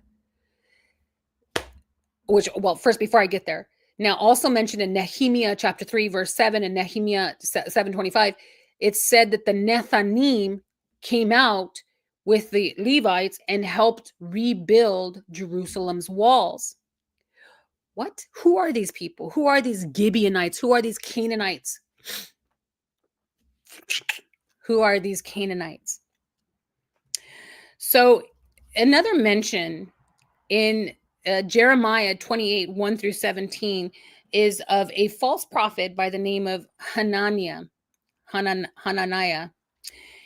But it's interesting because he is a false prophet, which was a Gibeonite, and he spoke unto Jeremiah in the house of Yahuwah in the presence of the priests and of all the people, saying, this is what Yahuwah says, I have broken the yoke of the king of Babylon. Well, we're just going to finish by reading that in just a second. So why was a Gibeonite allowed to prophesy to Jeremiah in the house, in the tabernacle among the priests? What? I'll tell you why. Going back to Joshua and that peace treaty. So because you have to go read the whole thing. There was some deception there. Actually, the chapter title is The Deception of the Gibeonites. Now, as a result, Joshua finds out that he was deceived into maintaining that treaty. He can't kill them. He was supposed to eradicate all the Canaanites there, but he had to preserve them because of the treaty that was done deceptively. So he says, okay, in chapter 9, 17 through 20, he says, okay, it's okay. So he takes counsel. He says, we're going to let them live. Watch this. But let them be hewers of wood and drawers of water unto all the congregation, as the princes have promised them. And in verse 23, he speaks it to them. He says, listen now, you Gibeonites, because you have deceived me, I'm going to let you live, but you are accursed, and there shall never be of one of you free from being a bondman. You shall be slaves and hewers of wood and drawers of water for the house of Yahuwah.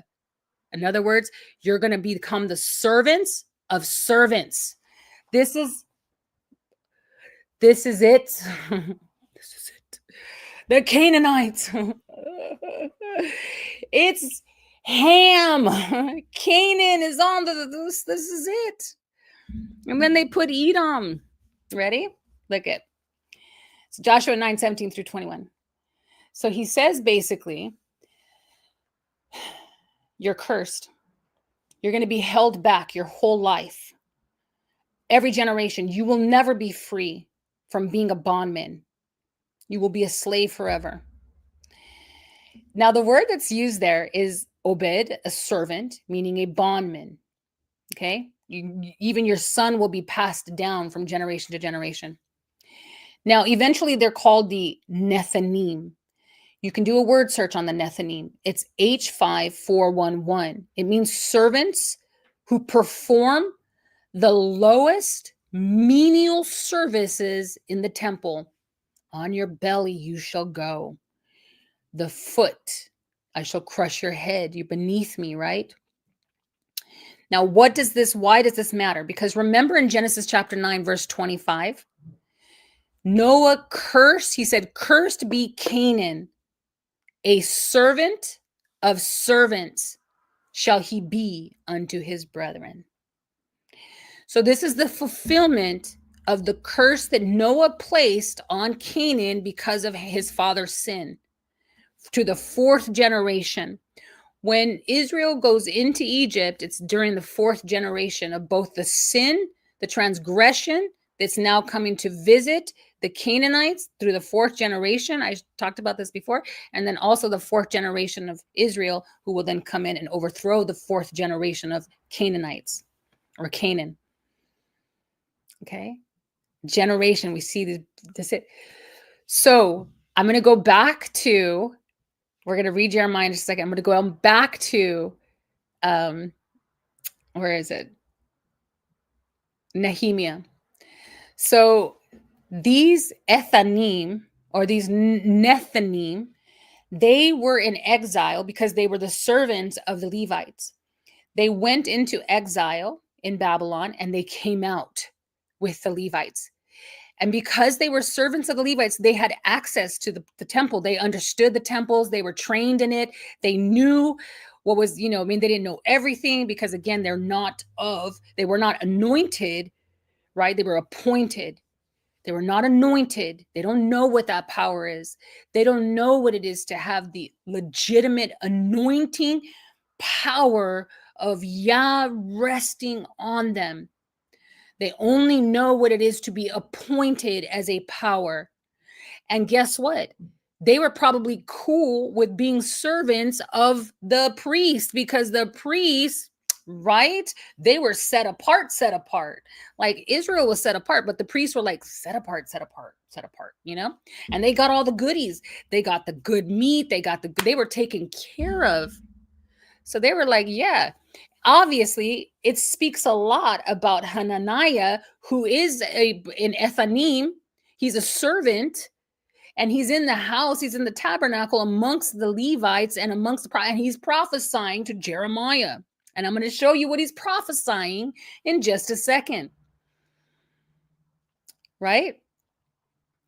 So it says in Ezra that in Nehemiah 3:7 and Nehemiah 7:25 that they were accounted among the Levites as those who came out to help build the tabernacle, to establish it. So again, they were among the political movement there. They were advisors, and they eventually came out and were like, hey, well, there was also another issue. Some of the Levites didn't want to come out. So they were very scarce. There was only a few. And Ezra was pretty upset about that, which is when he then said, go call the Ethanim or the Nethanim. Go call the Nethanim and have them unto Edo and all of these. So go read it. Ezra, call Edo, call Ethanim, call these people and tell them I'm telling them right now they need to come out. So they come out. There's only a few, not a lot. But among them were these Canaanite Gibeonites. Now, I'm posing to you that it is, in fact, those who rose to power were the Gibeonites, the Nethanim, who forged their genealogies, which is why they had to maintain record, as if Yah doesn't know who's who. But they forged their genealogy. They forged their birth certificates. They forged their lineage, recreating themselves as line of, because again, they were 100% familiar. But you notice something. They were cursed to bear the water, to do the duties of the oblations, to carry the water back and forth. Okay. And it's funny because it says, and to hew wood, to carve wood, to bring the wood and to carve the wood out. And it's the Hasmoneans, according to the Talmud, who carved a wooden menorah, right? We see little hints here. So these were the ones as servants who were supposed to help them with all the water oblations or ablutions. Can somebody tell me if it's ablutions or oblations? But how come we get a hint?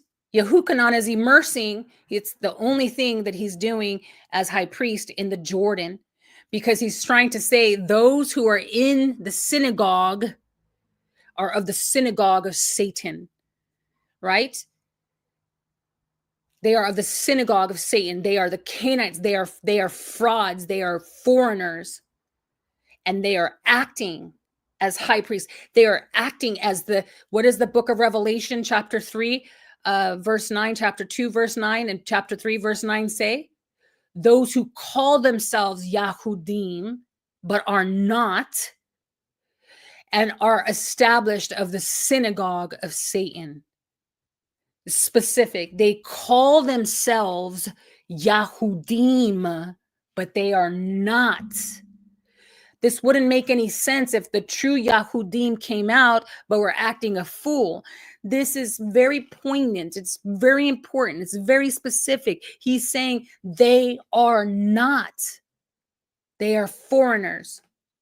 And then why would the Hasmonean Dynasty convert Edom?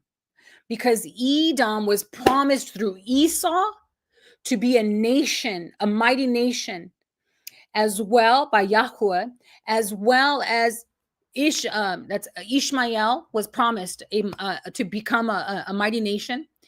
And Esau also had the birthright. Although it was stolen, he had the legit, he could defend that bloodline could always rise up to stage a coup. Remember David and Jonathan. Jonathan's bloodline eventually tried to rise up against David because they had a legitimate right to the throne. So they purposefully make this covenant with Edom to bring Edom in. But you notice that the powers that legitimize these two dynasties are Greece and Rome.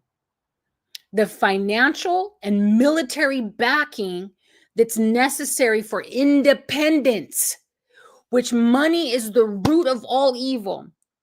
Now, this serpent was from the beginning, and on your belly you shall go, your status, and you're going to be held back forever. Even Joshua says, you shall be a slave forever. Now it makes sense, whatever's holding them back. Something's holding this entity and its bloodline back from executing fierce power on the earth when that's released. It has been the deception that money and military power will cause the seed of lower status to become a great status, to be elevated and lifted up. Right? So that's why we see that whatever this power was, which I believe are the Nethinim, the Canaanites, who came in and tried to remove their status as slaves, to try to rise up in the seat of power, and had to pull from these ethnic or gentilic forces in order to have the form, to take on the form, thank you, ablution, to take on the form of legitimate Israel or Jew, because Judah was the one who would hold the scepter. And therefore, it's going to be the same power that's in a seat right now that's going to rise up in its appointed time, when Yah appointed the time for it. That power will rise up, and it's going to be the world dominant power that's going to be excised in a ferocious way, not intentionally, I don't think, but to annihilate, to try to attempt to annihilate, right, the true bloodline, just like every other occasion, to annihilate it so that we do not contest legitimacy. But remember, Yahuwah preserves a remnant always. We are a remnant that is hidden, preserved. And we will prove the potency and efficacy of our King when we rise up in a power that is greater than any power on this earth. And when we push back the powers of darkness and overthrow the final kingdom of Satan. Okay? I'm ready for it. I'll just get my neck to stop hurting, but I'm ready for it. Okay? All right, we're getting ready for it. We're getting ready for it. And it's not a battle that's going to require that I go out and put on my pants and go to battle. But right here, here's how the battle is won. How I live my life every day by faith and what I give of myself and my time. Right? The fact that I can sit here and say, I'm going to research this because I do not want to compromise the integrity of your pattern. You've done this purposefully, intricately, detailed. I don't want to compromise. I have an insatiable love and desire for the truth, not for power. There's not much power right here in my little house talking to you, but it's not because I desire power. If I did, I would be on here every other day. I got so much content. He has to push me to get back on here. I'm like, oh, all right, I'll just go a couple of weeks. I'm chilling. But if it was for power, I would be pushing content so that I could get numbers, so that I can get paid, so that I could get popularity, so I can get votes. But it's not. I would rather spend 3-4 hours giving you substance, truth, the substance, the meat of his word, and then not see you for a couple of weeks. But I know that what I gave you today was substance, even if only 40 of you watched all the way through. Praise Yah for those 40, because remember, the remnant only takes one. Only one of you need to reach the goal, the end. Only one of you have to cross that whatever the threshold. Okay, just one of us. It's a remnant. So I go back to what I'm saying. The serpent was cursed to be of low status, and he's being held back by this status, which is why he has to gain notoriety and popularity, resources and accolades. He needs the approval of the people to back to back him, to give him efficacy and potency, which is why in the book of Revelations it says that these kings give their power to this entity for a time. Takes like an hour or some a minute, because there is no true potency, there's no anointing in this seed line. All they have ever known was the appointment of the people. That's why voting and all of that, it's all part of the satanic system of Satan, the sons of darkness and the political powers on the earth who are legitimizing one another, okay, who build themselves up and erect themselves in front of men. And I mean that in a very perverse way, because that's what it is, an erection. They erect themselves as mighty forces on the earth, and then they pat each other on the back and say, we did good, you're great, we're good. But they still need the energy and the life force of the people. Remember, you're not an employer if you don't have employees. You're not a master if you don't have servants. You're not a husband if you don't have a wife. You understand what I'm saying? Like, you need that counterpartner to be whatever it is you were called to be. Adam, Hawa was your counterpartner, right? Sin crouches at the door. Rule over it. I assure you that in the end, the righteous ones, the true, legitimate seed of Abraham and the fullness of promise in Yahusha, they will rise up and they will overthrow. And we're going to prevail. We're going to prevail. I feel it in my belly. Let me finally say, I'm going to close with the verse, but let me say this too about the sons of Belial. Remember the sons of Belial mentioned in Dead Sea Scrolls. Also, the sons of Eli were also called the sons of Belial. But remember when Hannah was in the temple and she was barren? She didn't have, why is my camera so weird? I changed my computer and I moved it up. And so I feel like I'm like right here in your face and I am sweating and I'm hot and I want to just sit right here and take off my socks and hat. Okay. So remember when Hannah was in the temple and she was barren, right? And she was saying, what was her prayer? She was praying that, she was mumbling, praying that Yahweh would restore her belly, right? So she makes this claim. She says, and I shall not be counted. Say it with me, y'all. Say it with me. Say it with me. Put your hand on your belly. Put your hand on your belly and say with me that we shall not be counted among the daughters of Belial, barren. We will not be barren. The woman's seed, we will not be counted among the daughters of Belial. That's what she said. And Yah gave her Samuel, a priest, to replace the sons of Belial, the wicked rulers, the serpent seed. Remember when Yahusha was dealing with Judas, the Sicarii, right? The hitman. And he said, who's going to do it? He says, listen, dip your bread. That's the one. And then Satan entered his heart, not the Ruach by faith, but Satan entered his heart. And he said to him, now go do what is in your heart to do. And later, Yahusha calls him the son of perdition. And that word perdition is Abaddon in the Hebrew, Apollyon, the destroyer. And that's what Belial means, sons of destruction. Apollyon, Abaddon, is the one who comes out of the bottomless pit. and on your belly you shall go. The bottomless pit is the belly, never satisfied, constantly consuming the inhabitants of the earth, consuming its resources, consuming its people, consuming.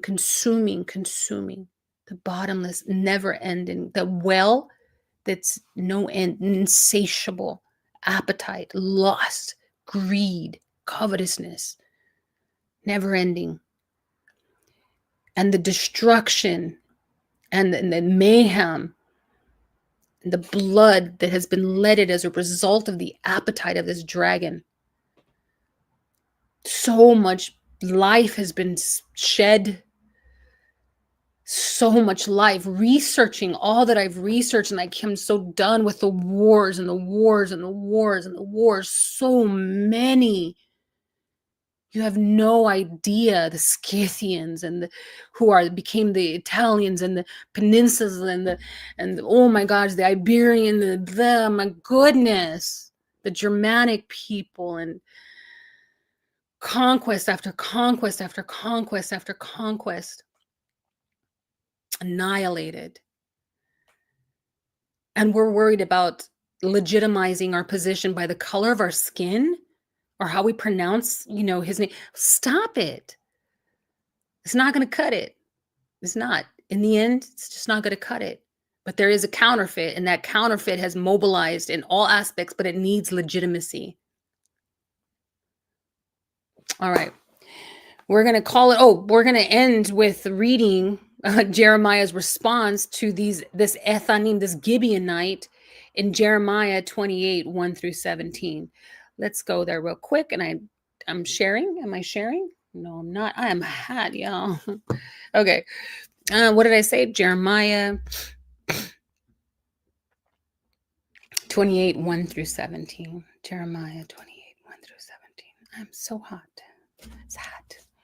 Okay. Jeremiah 28, 1 through 17. So again, this is Hananiah, or however you want to pronounce it, Hananiah or Hananiah. So again, he's a Gibeonite. He's one of these servants of the servants, right? He's a Canaanite who deceived I know. And Jerry's like, everybody come to my house after hours. I'm so down. So now it says here in Jeremiah 28, 5, it says, and then the prophet Jeremiah said unto the prophet Hananiah. So this is after, let me tell you what he said first and foremost, okay? So all you diehards, man, this is no, live hards. This is awesome.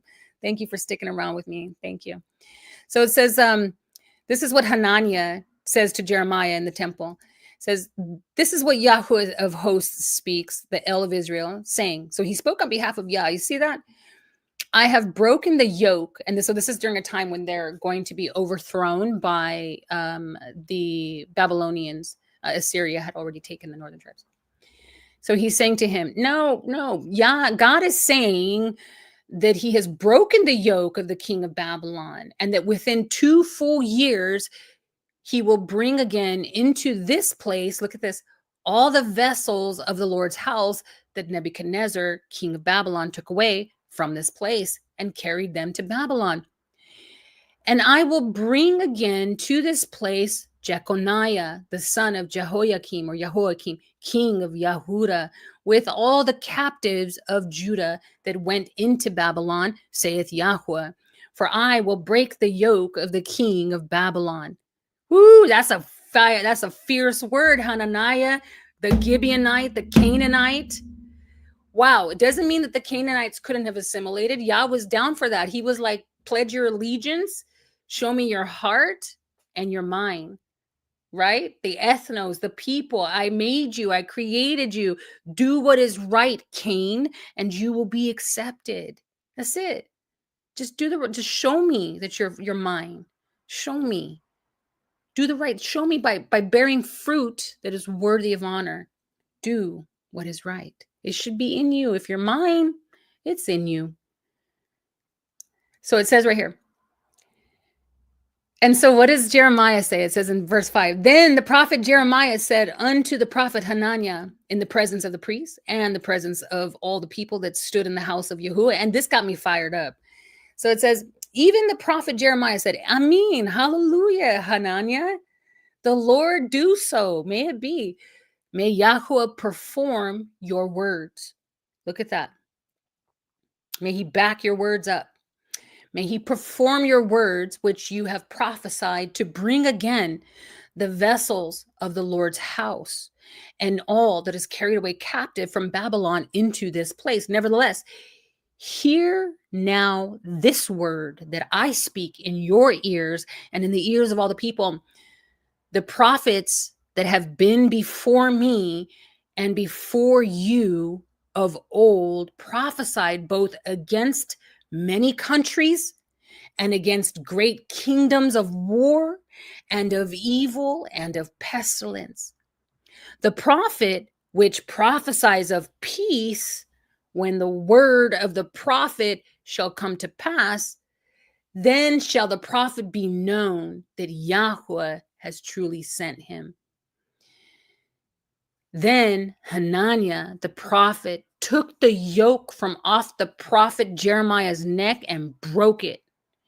And Hananiah spoke in the presence of the people, saying, Thus saith the Lord, even so will I break the yoke of Nebuchadnezzar, king of Babylon, from the neck of all the nations within the space of 2 years. And the prophet Jeremiah went his way. Then the word of Yahuwah came unto Jeremiah.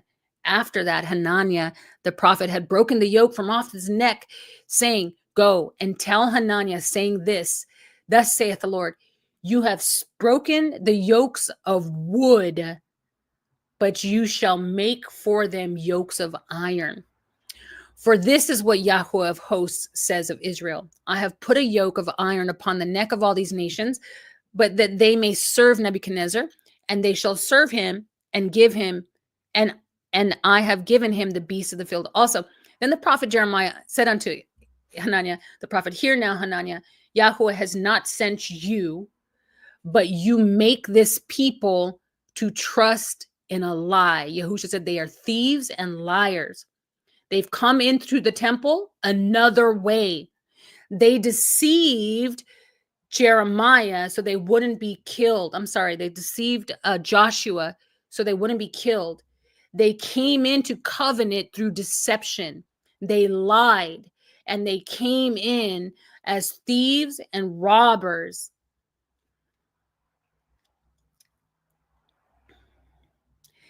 And the prophet Jeremiah said unto Hananiah, You lie to these people, and you cause them to trust in these lies. Therefore, this is what Yahweh says, Behold, I will cast thee from off the face of the earth. Why would he say to Hananiah, the Gibeonite, the Canaanite, that I will cast you from off the face of the earth? This year you shall die, because you have taught rebellion against Yahweh. So Hananiah the prophet died the same year in the 7th month, Ethanim. What? Okay, what was Jeremiah saying really quick? So he was saying, sure, Hananiah, speak your word. It's a word of peace. But I tell you what, many have come before you who have spoken, even as I am speaking now, of war and famine and so forth. And if somebody comes and if I speak ill and you speak peace, well, then guess what? If God be for you and decides to relent and not bring destruction, well, then that means that Yah changed his mind. But if he doesn't bring peace and do what you say, well, then guess what? It means you're a false prophet. So that's basically what he's saying. And this is why today we have all these false teachers and all these false prophets. They can say, oh, it's the mark of it's the vaccine and the this and the that. They can do this because they can say, oh, you know what? Because of the intercession of the people, Yah changed his mind. Remember Abraham and Lot, Yah changed his mind. So I'm not a false prophet because Yah changed his mind. But if I preach peace in a time of war and it doesn't come to pass, then guess what? I'm a false prophet. So this is why most false prophets won't preach peace or provision. They won't speak a word of life because Yah forbid it doesn't come to pass. Right? because then they would be exposed as being false. All right. So again, here we go. I think we're pretty much done. So my conclusion is that there was in fact the Herodian and the Hasmonean dynasty.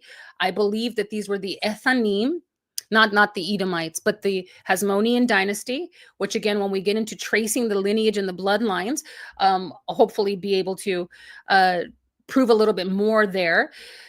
But I do believe that they were part of that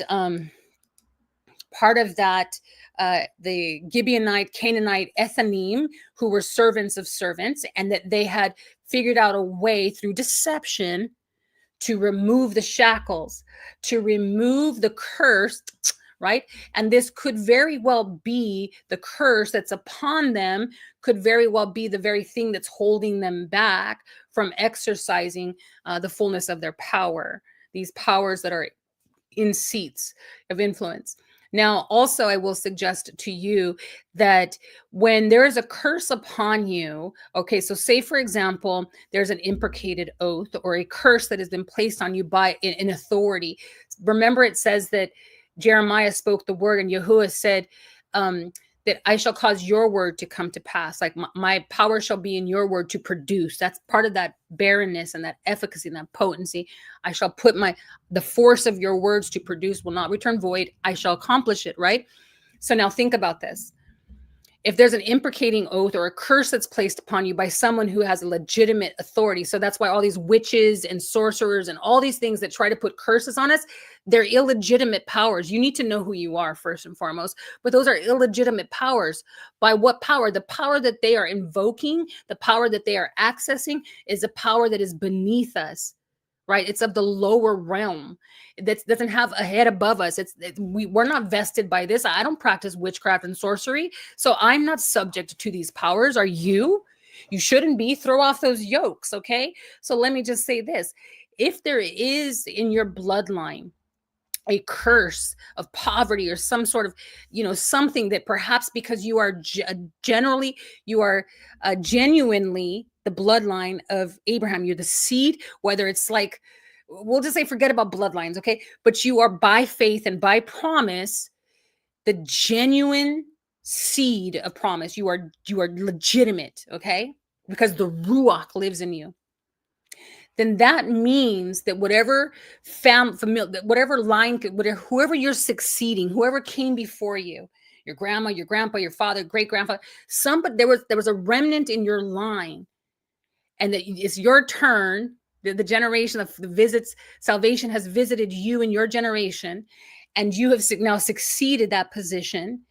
Now, there could have been something in that line imprecating an oath or a curse, right? And curses can be annulled, praise Yah. Yah can annul them. But in order for that curse to be eradicated or lifted off of the person, because again, the curse of the serpent and the curse of Canaan, in order for a curse to be eradicated, it has to either be fulfilled unto death or whatever has to be fulfilled. It's an oath. It's just basically an imprecating oath. You imprecate yourself in the consequence. If this doesn't happen, then let these things happen to me. That's an self-imprecating oath, which Jezebel put on herself. I don't know if you know this. Jezebel, she fulfilled her own self-imprecating oath. Even Jehu didn't prophesy. She prophesied over herself, showing the power that was working in her was of self. She cursed herself. She said, if I don't do to him what he has done to my priest, then may the things that happen to my priest happen to me by tomorrow. And guess what happened? The very thing that she imprecated herself in, the oath came to pass. And exactly how she said it, it happened. And so she, the self-imprecating. So if there's a curse upon us, or there's something that's holding us back, something that there's an area, a stronghold, the only way to be free from that is to A, fulfill the oath, or B, right? Because what is a curse, right? It's a sin. Or B, to die so that the curse no longer has an effect on you. This is why curses every man that hangs on a tree. This is why Yahusha came to set all men free from the curse of sin. that keeps the soul subjugated and impoverished, to raise us up from the grave, that never-ending bottomless pit, the grave, the bottomless pit, and to bring us into a renewed status where these curses no longer have an effect because we are a new creature. Tabula rasa, the tablet, the slate has been clean, washed, right? And now when you sin, you notice that you pay for it almost immediately. There are consequences now set before you, whereas before you just kept sinning and sinning and sinning, and every now and then a consequence, but you didn't convicted before Yah. But now there's conviction and consequence. You pay for it now. Those curses, you have to die out, and you have, if there's, that means that that's still, that curse is trying to prevail in you. And this brings me to the conclusion of today's presentation, gosh, 4 hours, which is basically talking about those powers that a curse was placed on in order to stymie them, in order to keep them, governed. Otherwise, could you imagine? Have you ever seen a baby, a newborn, when they're hungry and they're fresh out of the boat, fresh out of the womb, and they're like, they turn blue and their tongue is twisted and they're so hungry. And then you give them the bottle, like, it's just like no regulation, right? They're toriless instead of lawless. There's no regulation. The only thing that's regulating these powers, it's my opinion, that what's regulating these powers are the curses that were placed upon them, not the laws. They don't care about the law of Yahuwah. They don't care. They're not regulated by the Ruach, by wisdom. They're regulated by their appetite. Their appetite is what drives them, and it's insatiable. It's bottomless. It's insatiable. The lust of the grave is insatiable. When I say to you that all the research I've done on all these wars, I tell you that the grave is insatiable, never satisfied. More, give me more. This dragon is insatiable, the belly of the beast, constantly consuming. If we were to look at the clock of, and see how many people are, per second, per millisecond, so many people, and it's becoming more and more aggressive. More and more aggressive. And every now and then this beast has to be, ante up to be. We see these like viruses and weird things that happen where a large population is consumed, and then binge eating, binging. And again, if it wasn't for these curses, they would not be regular. Could you imagine then? Oof. Could you imagine the destruction that would be left in the path of the need to just fill the demand of that appetite? On your belly you shall go. And I'm going to finally close with this. Did y'all know that Yah created the soul of the man, because Yah is spirit, to be a companion? So the spirit of Elohim is the only companion qualified, suitable. Remember, Adam was going through all the animals, and he said there was no partner, there was no helper found suitable for him. He was looking through all the animals, the 6-day creation. So Yahweh created a woman, and she became a suitable partner in the natural, or in that form, bone of his bone, flesh of his flesh, but not soul and spirit. And so your soulmate, there's no such thing as a physical flesh soulmate, but your soulmate is the spirit of Elohim.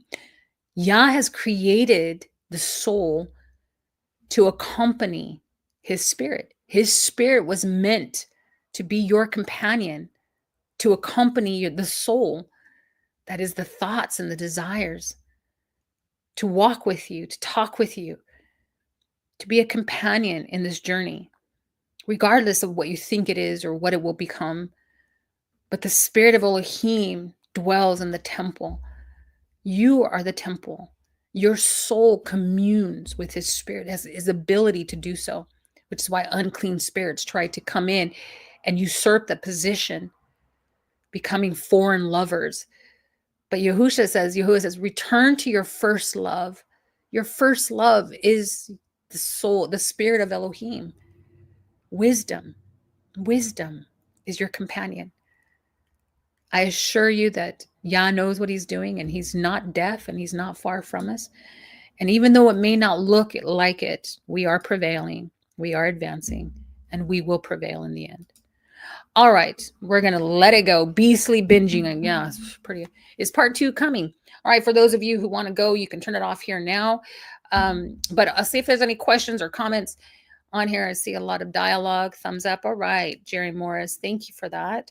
What does it say? We planted 25 December this year, and according to calendar, I love that. And according to, it's always green. It says, according to the calendar, the barley always is first green in the year. I love it. I love that. I love that. I love it. Okay, well, just missed it. It's 7 a.m. Now an essay watching, learning from the start. Thank you. Very good. All right. Enjoy. Don't forget to break it down in sections if you have to. Share this presentation. I love you all. I'll see you when I see you on the other side. Yah be with you all. Shalom. Oh.